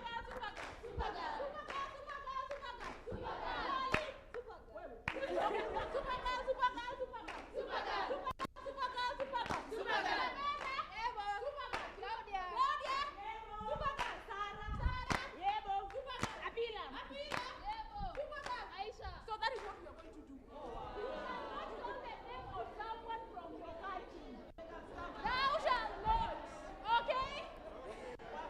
I hope you had what they did, right? Okay, we are going to start. We are going to start. I am the only one who is allowed to start with the name of the person from my country. Okay, I am starting. Supergirl, Supergirl, Supergirl. Supergirl, Supergirl, Supergirl. Supergirl, Supergirl, Supergirl. Lane. A copy of Lane. Where? Supergirl, Supergirl, Supergirl. Supergirl, Supergirl, Supergirl. Lane. Supergirl. Well, you can't call me again. You can't call me again and you must be alert. You are going to stand up for the rest of Antimalisa. Okay, Supergirl, Supergirl, Supergirl. Supergirl, Supergirl, Supergirl. Ready? Supergirl.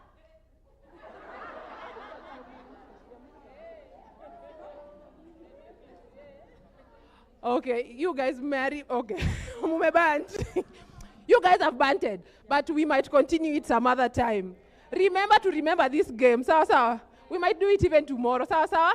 Thank you so much. I love Energizers, by the way, because I'm a mentor. Thank you so much, Mr. Oh, no. Sorry. I'm sorry, her name is Lydia. Thank you so much. Hi, everyone. I'm really sorry, Liz. So my name is Claudia Mora. I am the manager of Polycom Urban Queens. So, oh my God, sorry. I'm so excited to be here.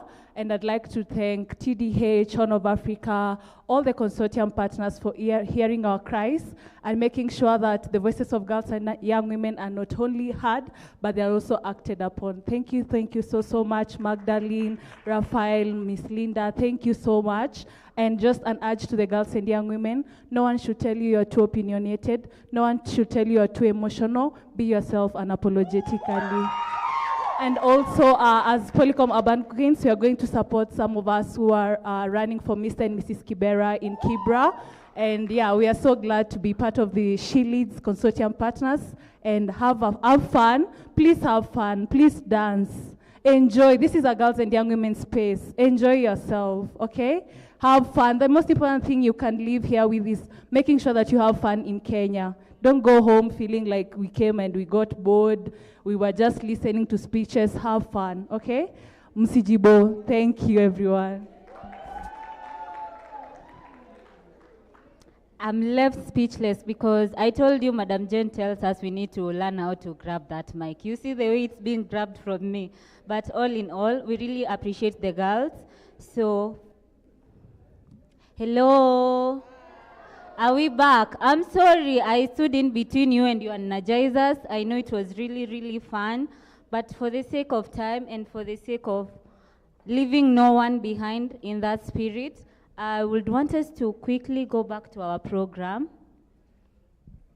We are supposed to be having a plenary right now. And I would want us to welcome a very very powerful woman. Her name is Felicity. I don't know if she's still within the room. Yes, she is. And as she comes, maybe we can just help her get to the stage. Yeah, of course, she has to.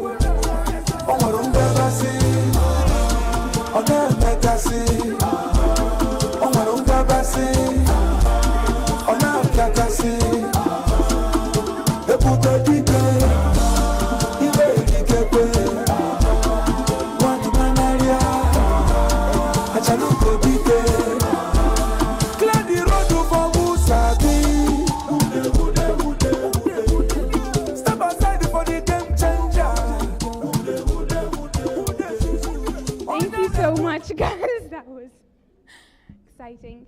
Hello, everyone. Hello again. So this session, we'll be talking about the Convention on Ending Violence Against Women and Girls. How many of you know it? Hands, show of hands. The AU Convention, it was just adopted in February. Not just, it's been a few months now. Oh, okay. So it feels like a couple of you don't know it. So the AU adopted a convention on ending violence against women and girls. You've heard about the Maputo Protocol. This is our generation's convention. Before going into the youth engagement, I think so.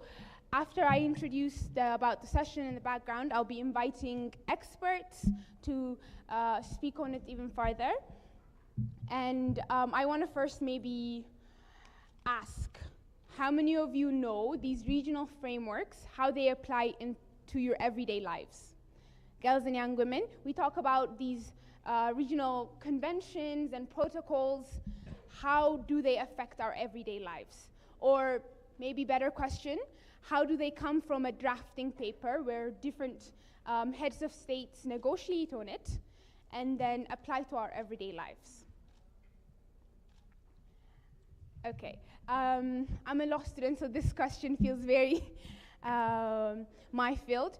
But so when a convention, for example, the AU convention, when it's drafted, before there's a drafting and negotiation stage, right? This is where heads of state, an expert drafts the original text, and then heads of state negotiate about what language they want, what they want included. This is also where young people, CSOs, other stakeholders are involved to add things, to frame a certain way, to highlight. So this is the drafting stage, right?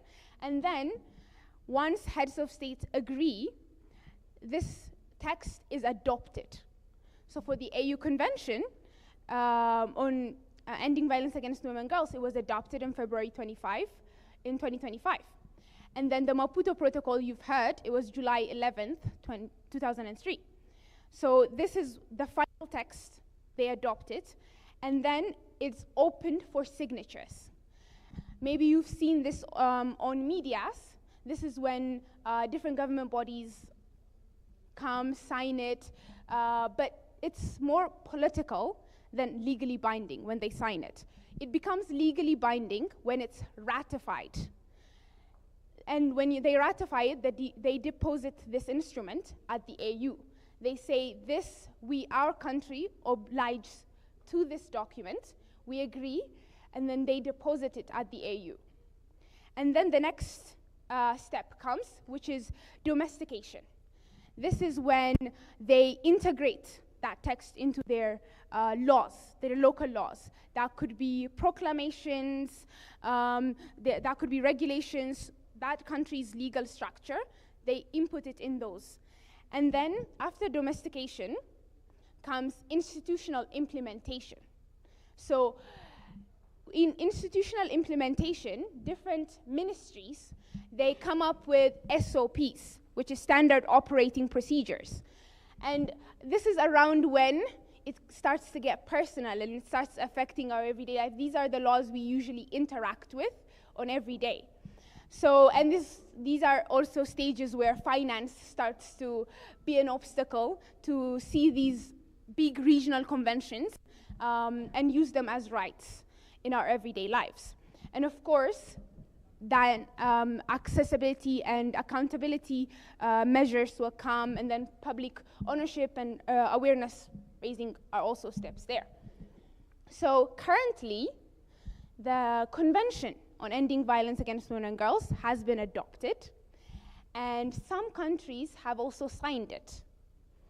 And I'll have our expert explain even further in those points, but I will now go on to how young people engaged, because I was part of the youth that engaged with the convention. First, this convention, the drafting process was launched at the 3rd AU conference on positive masculinity. This was in 2003. So before the conference, young people were engaged, I think over 200-300 young people. They sent their recommendations for the conference, and these recommendations, parts of these recommendations were accepted to be included for the drafting process. And then the drafting began.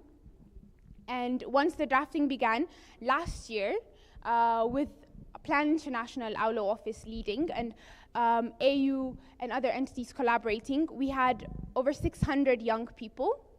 I know some of you were in that consultation, and we were sharing that consultation a lot.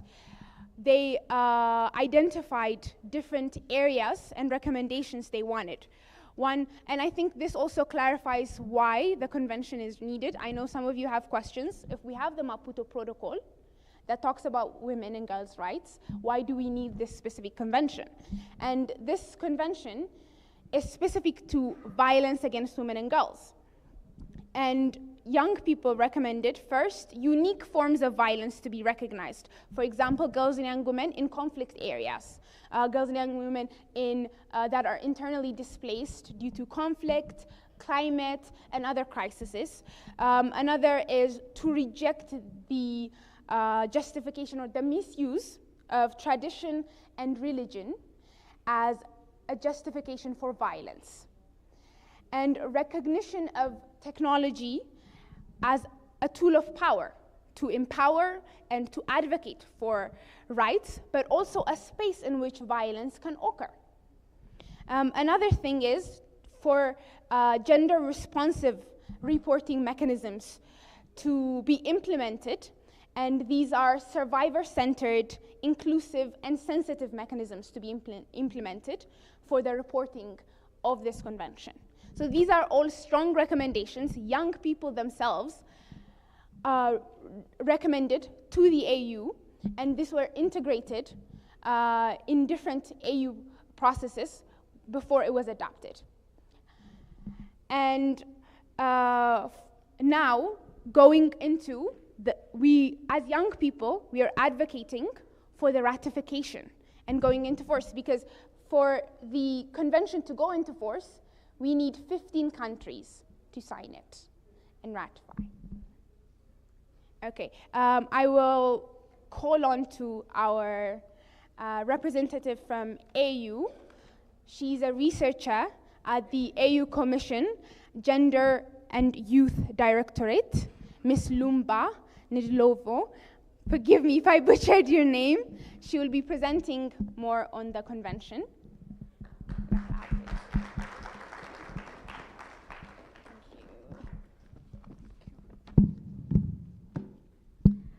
Good afternoon, everyone. Okay. So as I think you did half of my job in terms of stipulating the status of the convention. But as mentioned, my name is Lumba Ndlovu, and I'm a researcher for the AUC, specifically the Women, Gender and Youth Directorate. And also, fun fact, I was actually the researcher who developed the report and the first thematic scope of the convention. So this convention is, thank you. So this convention is quite personal for me, but also apart from that, it's a much needed framework for the African continent. Oh, sorry, I did not say I did say a good afternoon, sorry, but I did not observe all protocols, so I observe all protocols. So in terms of the convention, I think it's important that we look at the overview of the background as well as the content and also the status of where we are in terms of ratification of the convention. And with the background, it's really important to go back to 2019 and 2020, which was the starting point of the development of the convention.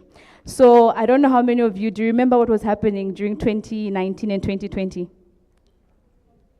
COVID, exactly. COVID-19 hit and we were all restricted under lockdown. And for many of us, I think it was an opportunity for us to discover new talents. Some of us discovered that we could paint, we could cook, and some of us became TikTok stars, I'm sure, dancing stars.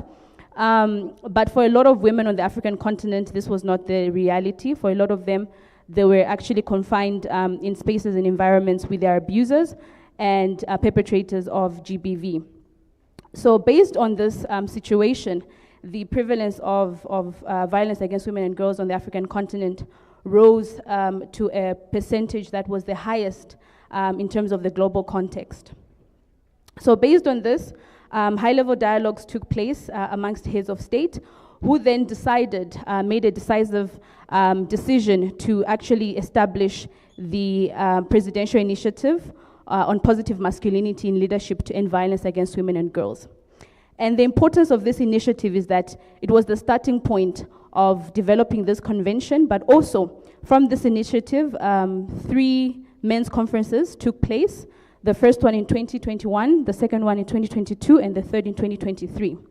And these men conferences are really an illustration that in the convention, in the discussion of really trying to address GBV on the continent, it is quite important to engage men. It is quite important not only to have the voices of victims articulated and also included in the context or in the text of the convention, but also to have the voices of the perpetrators.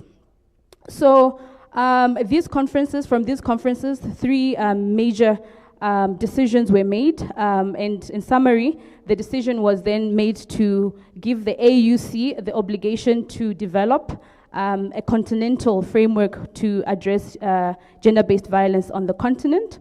And this was the beginning of the journey to draft the convention. So the convention and its content, as well as the language of the convention, was informed by a very extensive consultation process. This consultation process took place over a year, and also it involved consultations with all stakeholders, including youth representatives, the media, traditional and religious leaders, academia, and so on. But also, when the first drafts of the convention were developed, and later on with the final drafts or the second final draft, the drafts were then placed in the AU policy-making process, which was important because then our national representatives, such as gender experts and human rights experts, were able to negotiate on the language to ensure that the language was reflective of AU citizens' voices, but also to ensure that it met the international standard. And also the language was also further on negotiated by the national ministers of gender and women affairs. So I saw when Felicity asked how many of you know about the convention, not so many of you know about it, which means that a lot of you have not engaged with the actual text of the convention.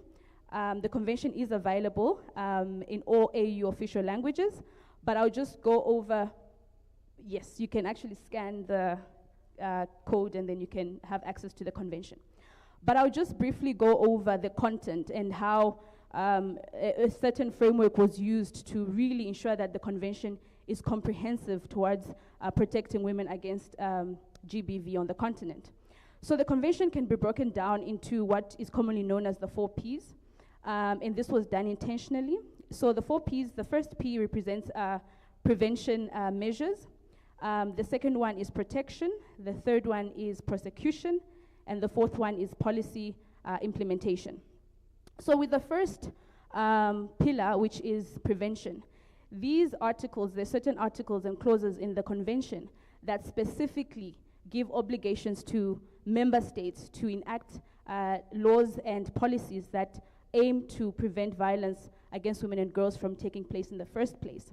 So these policies, for instance, would include encouraging or giving standing to traditional leaders, for instance, to ban or to move away from harmful practices. They would also include ensuring that the educational system has mainstreamed gender equality and women empowerment within the system, but also including, for instance, the media, ensuring that the media takes accountability for the way they tell stories and for the way that they interact. And of course, we know that the media has huge influence on social norms. Then with the second pillar, which is protection. Protection focuses on what happens when a victim has experienced GBV. Where does she go? How does she access all the social services that she might need? And so this pillar focuses on clauses that, again, oblige the states to enact laws and policies that will focus on ensuring that there is gender-centered measures and initiatives that are taken, but also services and budgets are allocated towards those services to ensure that women are protected once they experience GBV. Then the third pillar, which is prosecution, this is quite important because I know that in a lot of member states, what happens is that even when victims report that they've experienced GBV, in most circumstances, the cases are not taken seriously and the case goes nowhere or the case files go missing. And so a lot of victims feel, okay, why should I report if I know that this case will not go anywhere? And why would I endanger my life even further when I know that this case won't go anywhere? But also it's about capturing data. The prevalence of violence as we know it right now, it is estimated that is actually even more than the data that we know. So a lot of women and a lot of girls are not reporting the fact that they are victims of GBV on the continent. So prosecution is quite important in that women and girls should have right to redress, right to access justice. And so again, in these clauses, the convention makes it quite clear that the member states have an obligation to ensure that women and girls can easily access justice in this instance. But also it's about prosecution. It's about holding the perpetrators of GBV very much accountable.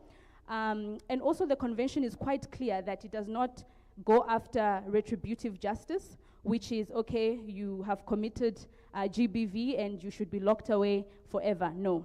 The convention is quite clear and it balances out. I think for many of us in our member states, we have cultures and traditions that, preach forgiveness or focus on forgiveness. And so the convention does not negate that. And it also champions restorative justice, which means if a perpetrator has committed GBV or has committed any acts of violence against a woman or a girl, they should be held accountable. But also, it means that once they are held accountable and they are rehabilitated, they should easily be able to rejoin society and hopefully become a champion for women equality and gender equality, excuse me.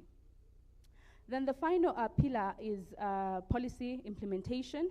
This pillar is also quite important because I think when we might all be aware that some victims, when they experience GBV, the GBV itself or the violence and the consequence of that violence touches on many actors and also many sectors. So the approach that must be used with the establishment of policies must be one that it must be a multi-sectoral approach, meaning if it's the training of police officers to be sensitive in terms of reporting cases, the training of the judicial system, the judges, how they should be able to preside over cases. But also it's about ensuring that healthcare workers are sensitive and so on. So the approach in establishing policies should be one that is multi-sectoral in nature. So those are kind of the 4 pillars under which every single article of the convention falls under. And that just goes to show you that the convention is quite comprehensive. It did not leave any stone unturned in terms of protecting women. And I know the next question would be, what is so different about this convention? There are other existing frameworks, such as the Maputo Protocol, which I'm guessing we all are much aware with. But the difference is that this convention does not exist in isolation or in separation from the other frameworks, but rather it builds on the protections that are guaranteed, for instance, in the Maputo Protocol or in the Solemn Declaration and the African Charter. So it builds on those protections, but it is the first continental framework to specifically deal with violence against women and girls on the continent.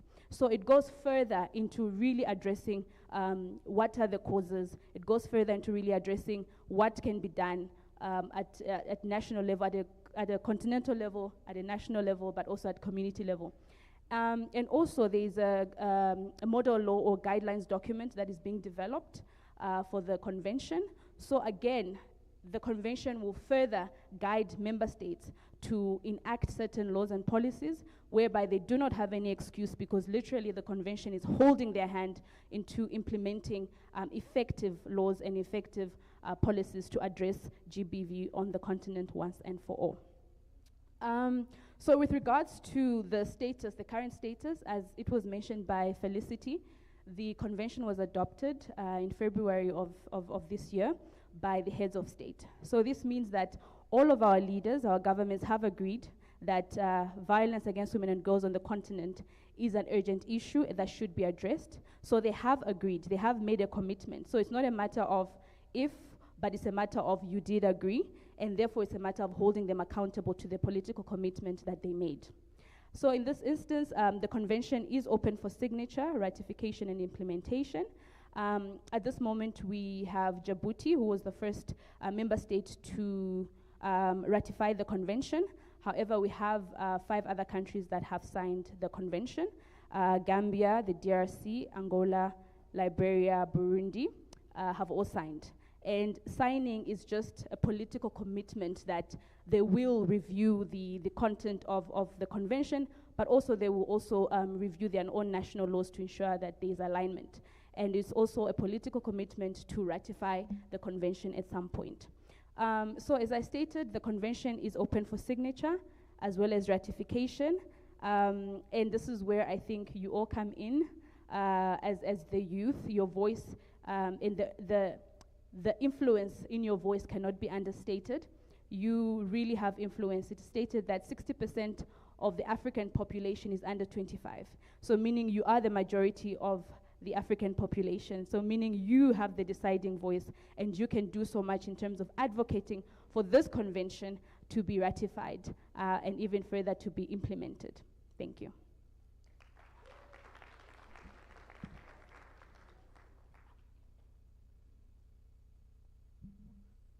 Thank you so much, Lumba. I'm sure now you're all aware of the convention and the contents, and you're ready to engage, to hold governments and the AU accountable. I will take maybe 3 questions because we will be going into plenary and a more interactive plenary. But any questions up to now? I'll take 3.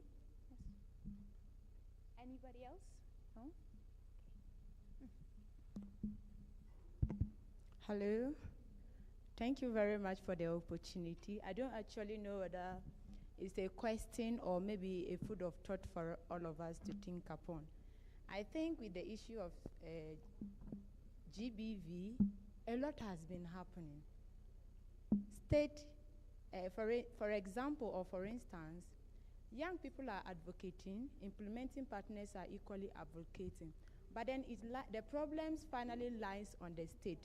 There are situations whereby a GYW is being abused, then they are kind of like, the matter should be taken to court. Then when it gets to court, let's ask ourselves, are the proceedings at the court flexible for the young girl too? Imagine I'm abused, I'm at the court, then I'm standing, now the perpetrator too is standing before me.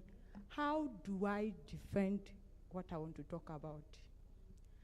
Sometimes it gets to the high table, then it's kind of like a politician will just get up and call, yes, this perpetrator is attributed to my family. So with that, the case should be brought down.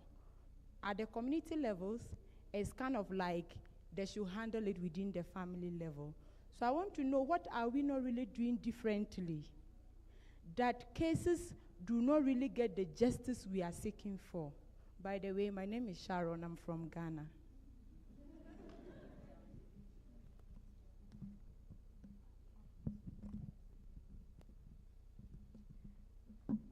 Yes, Sharo, that is very, very important to think about and to ponder about, and it's a very real-life challenge in terms of already some countries, for instance, have, like Kenya, they already have laws against GBV, but it's about implementation. And I think this is where we can all kind of think and come up with solutions as to what can we do in order to ensure that implementation is effective in our different communities and in our different member state countries.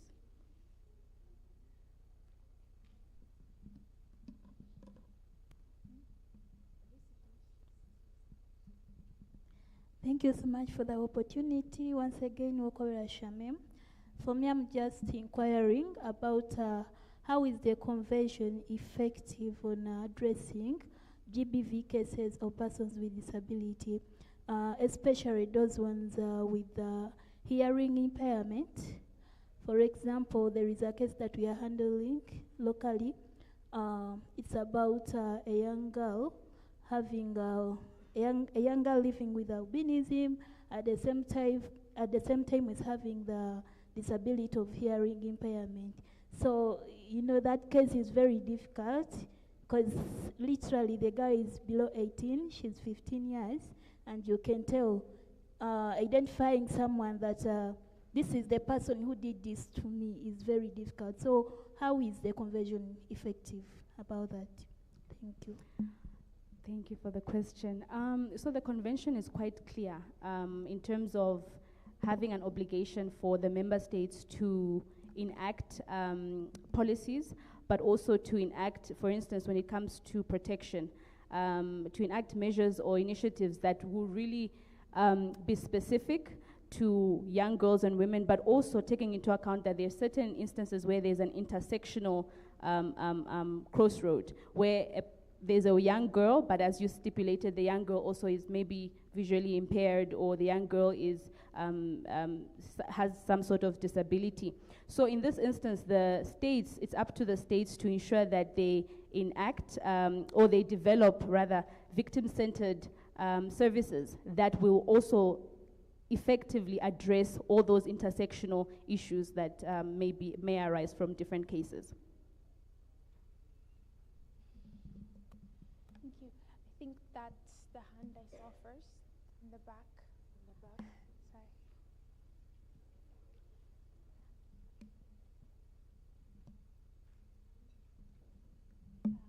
Good afternoon, everyone.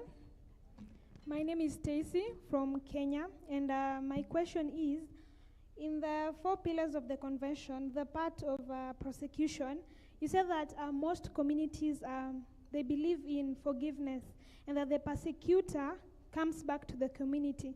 My worry is that the survivor of GBV won't be able to peacefully coexist with the perpetrator in the same community. So how will that be addressed? It's either one person exits the community or the other one exits, because they cannot now continue coexisting in the same community while the act has already been done. Yes. Thank you. I think emphasis should be placed on rehabilitation. So rehabilitation means that the perpetrator truly has to believe that yes, they were wrong and take full accountability, but also there has to be behavioral change. So I think when, you know, in the process, if it is notified that the perpetrator has not changed their stance, for instance, if a perpetrator thinks, of course, women maybe are less than or whatever it is, they don't believe in gender equality, then the perpetrator should not be allowed to rejoin the community. But when a perpetrator has shown that they are rehabilitated and they have changed their attitudes, then they should be able to rejoin the society so that they may also champion the change in normative standards.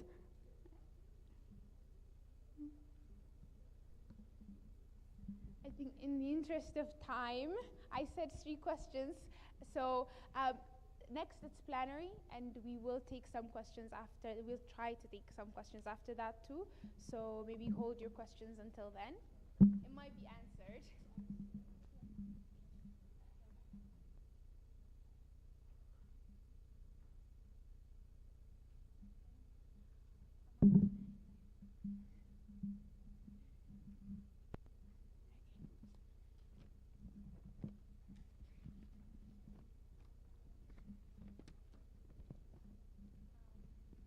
Okay, to go into the plenary, I will also invite the Assistant Director at the,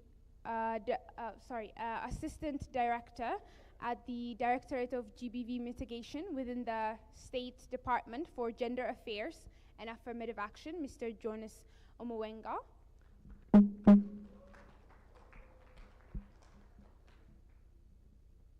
That was very small, please clap.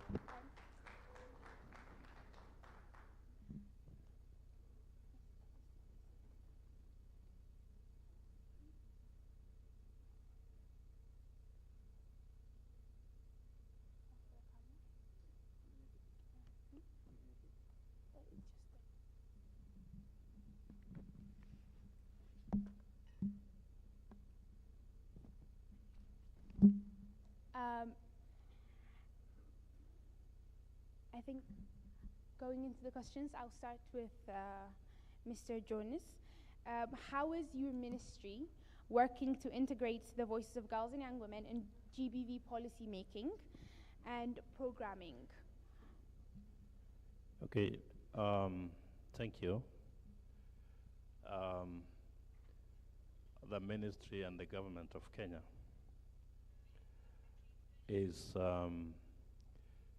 deliberately integrating the voices of young girls and women. And under the Constitution of Kenya, we have a 2/3 gender rule. There is a deliberate in terms of employment, in terms of promotion, to integrate the women in the system where they can have the voice to make policy changes. Therefore, one of the ways is through the Constitution. We also have affirmative action. We have affirmative action in which deliberately women and girls are given opportunity in the spaces of leadership. Apart from the Constitution, the elected positions, the government has done so well in terms of integrating the voices of women and girls. We also have the voice of Bunge la Wananchi, in which the voices of young girls are heard. And then we have the women peace and security programs. Okay, and the nomination, the elected nomination to Parliament and to other legislative bodies like MCA, members of county assemblies. We also have, finally, we have what we call AGBO, access to government procurement opportunities. We have a proportion that is given to young, the youth, and particularly girls, to secure government procurement opportunities. Thank you. Thank you. I think it is interesting to interact with government bodies and have so many programs that are intentional about including girls and young women voices in policy making and implementation. I'll come back to you, Ms. Lumba. I think now that we have a lot of girls and young women who are very excited to engage, what is the vision of the AU for youth and girls and young women in particular, and in them being a driving force in the ratification and implementation for the convention?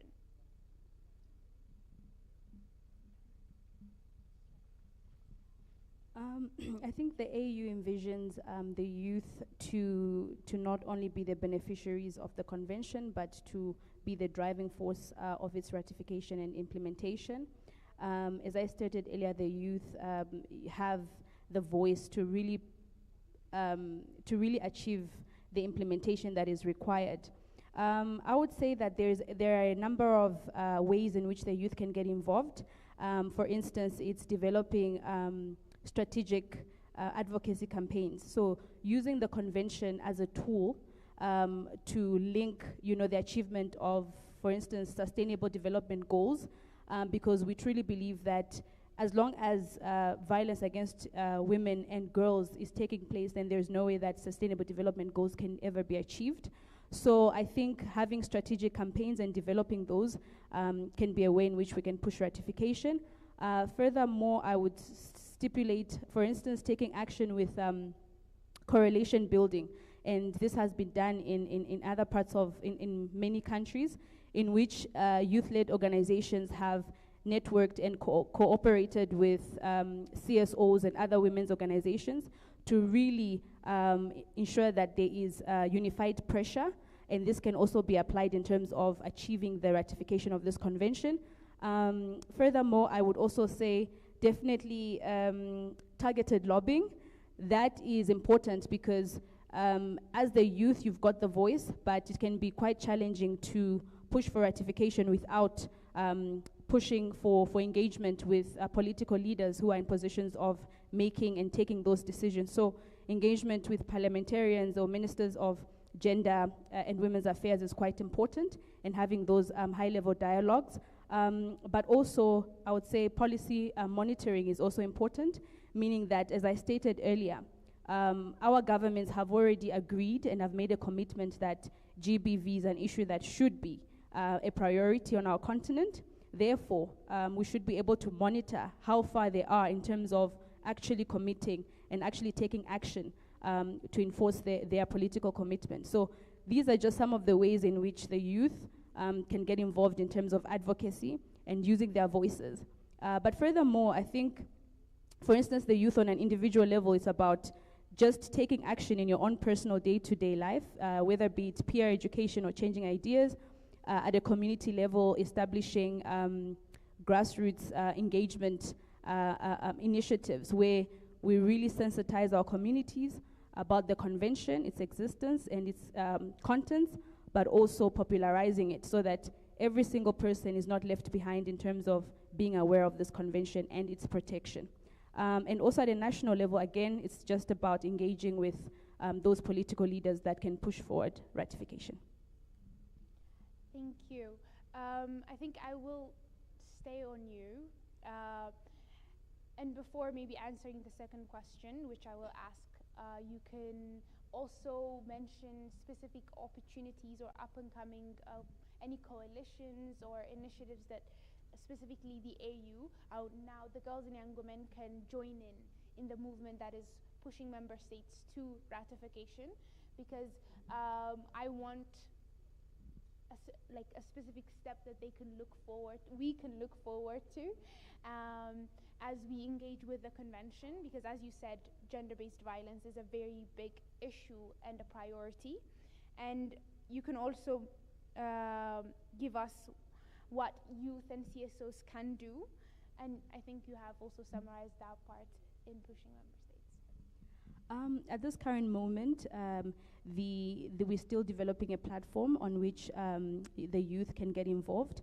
But while we're still doing that, I think the youth can get involved by engaging with the AU Youth Envoy and really just being present in terms of how they can be able to network, first of all, but also they can be present in terms of how they can push ratification. So at this current moment, we're still working on a platform for that specifically, but also you can email the Youth Envoy on its specific information or specific country activities happening all over Africa in terms of pushing for ratification. And also the AU convention, the AU Civil G convention campaign is also underway. So also you can look forward to that if you follow us on all platforms, on all social media platforms. So more information will be given in the next coming months on that. We will stay in tune. Thank you. I'll come back to you, Mr. Jones. As a government, can you maybe elaborate on what your position, what your government's position is on the AU Convention and what steps are being taken to ratify it and implement it? I think the ratification is a process. This AU convention was in the month of February. And as a State Department, we had an opportunity to look at it and see the input, what is new in the new convention. I can also mention that really it is a game changer. There are some issues which were not in the area ratifications, particularly on the upcoming GPV, like technologically facilitated GPV. That is cyberspace. It was not in another document, earlier document. Therefore, it's a game changer, and which I can attest and urge the youth to really work on it, because it can change the direction in which gender-based violence is all the women empowerment in our country and in our countries, because we are in many countries here. What the government already the State Department, they're in. We are now we have already consulted the AG's office to draft the final ratification at the cabinet level and then Parliament. Okay, thank you. And maybe before opening the questions to the panel, is there any questions you would like to ask young people or CSOs here as AU and government bodies to comment or to answer? Okay. Can I start? Yeah. When I look at the composition, young women and the girls, my concern is if we are to expand the girls, because my mother died at the age of 84, she was a girl. She died as a girl. The problem that we are now facing in our country is these old girls, when they are aged, they don't have any means, children have left them, and they are struggling on their own. It is my request that the terminology girl be expanded, we expand our mind. Because this particular concerns that we have today, the background which you develop today, the old mothers who are now facing the difficulties in even making life, is because they do not have this background. Therefore, if we don't have good background, it trickles down to old age. I want you to change the definition of girl. You include also my old mother, and many old women who are really suffering. I was watching a video how an old mother was picking tea somewhere and died. You will never know whether did not even get food, was going to the tea buying center and died on the way. Therefore, these are things I want you to think wider. One day when you will be an old girl, how do you want you to be treated? Thank you. Thank you. I think my question is, I know that this is a newly adopted convention and many of us are yet to engage with it, but what do you envision will be the gaps in the implementation of this convention? And can you maybe suggest at a continental level, how can the AU support in closing those gaps? Thank you. I think those are very loaded questions. Betty, you can, I will just, two questions, Okay, thank you so much. My question goes to you still. Actually, it is not a question, but a recommendation in response to what you've asked. Like, one of the gaps that we have is now on domestication of those conventions. Conventions have been made at AU level, then countries have ratified, but when you come to the lower level, there is no implementation. And then my other concern actually is on different agencies that we have. For example, when you look at violence against women and girls at community level, you find that police is specifically, in most cases, looking at land conflicts, looking at keeping security, but they are not so much focusing on some cases. For example, if a case of defilement happens, you might find that there is a conflict between police and the hospital. The doctor is not ready to go and witness or give testimony in the court, and then even the police is looking at negotiation. So I'm just wondering, how is the convention best going to support us go about that challenge? Thank you. I think the most important is, of course, holding the states accountable. That is the only answer. And this includes shadow reporting, as it was stated earlier with the Maputo Protocol. And also, I think having redress, the convention, the African Court on Human and People's Rights have standing to hear any arising inconsistencies regarding the interpretation of the convention or its application. So I think it definitely has to, the answer is in ensuring accountability. That is the best answer I can give you, because that is a problem that has existed with all frameworks on the African continent, unfortunately. When it comes to implementation, it is quite difficult. And at AU level, there is only so much that can be done at a continental level. But remember, each member state has state sovereignty, so we have to also respect that. So it's now it's up to the citizens to hold their own leaders accountable at that point. Okay. Hello, everyone. Hello, everyone. Okay, so my question is to Mr. Jones. You know, for Africa, it is not a novelty that we have beautiful policies, laws that speaks on the rights of women, but the issue we have is on the implementation of those policies and laws. So my question is, what are the measures in place to ensure that these policies are not only adopted, but fully implemented at community level, so that the grassroots community will be able to understand and interpret this policy in their local dialect? Okay, thank you. It's a very good question, very similar to the question which was asked on OAU. I think I will also have the similar answer about accountability, citizen accountability. And I wanted to start with you. There are many things which are taking place in our rural, where the rubber meets the road. But now, because of the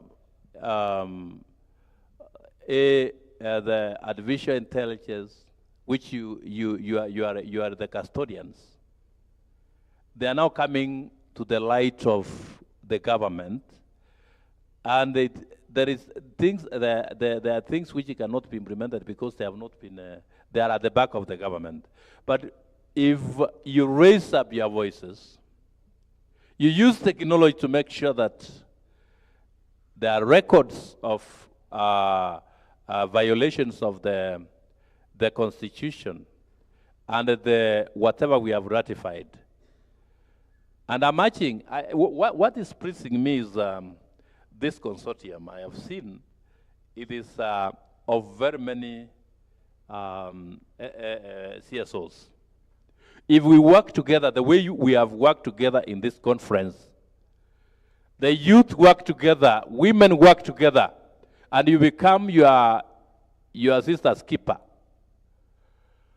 The government will be able to implement what has been, where the focus is. In fact, what they have been made aware that is taking place. Accountability is key. Citizen accountability.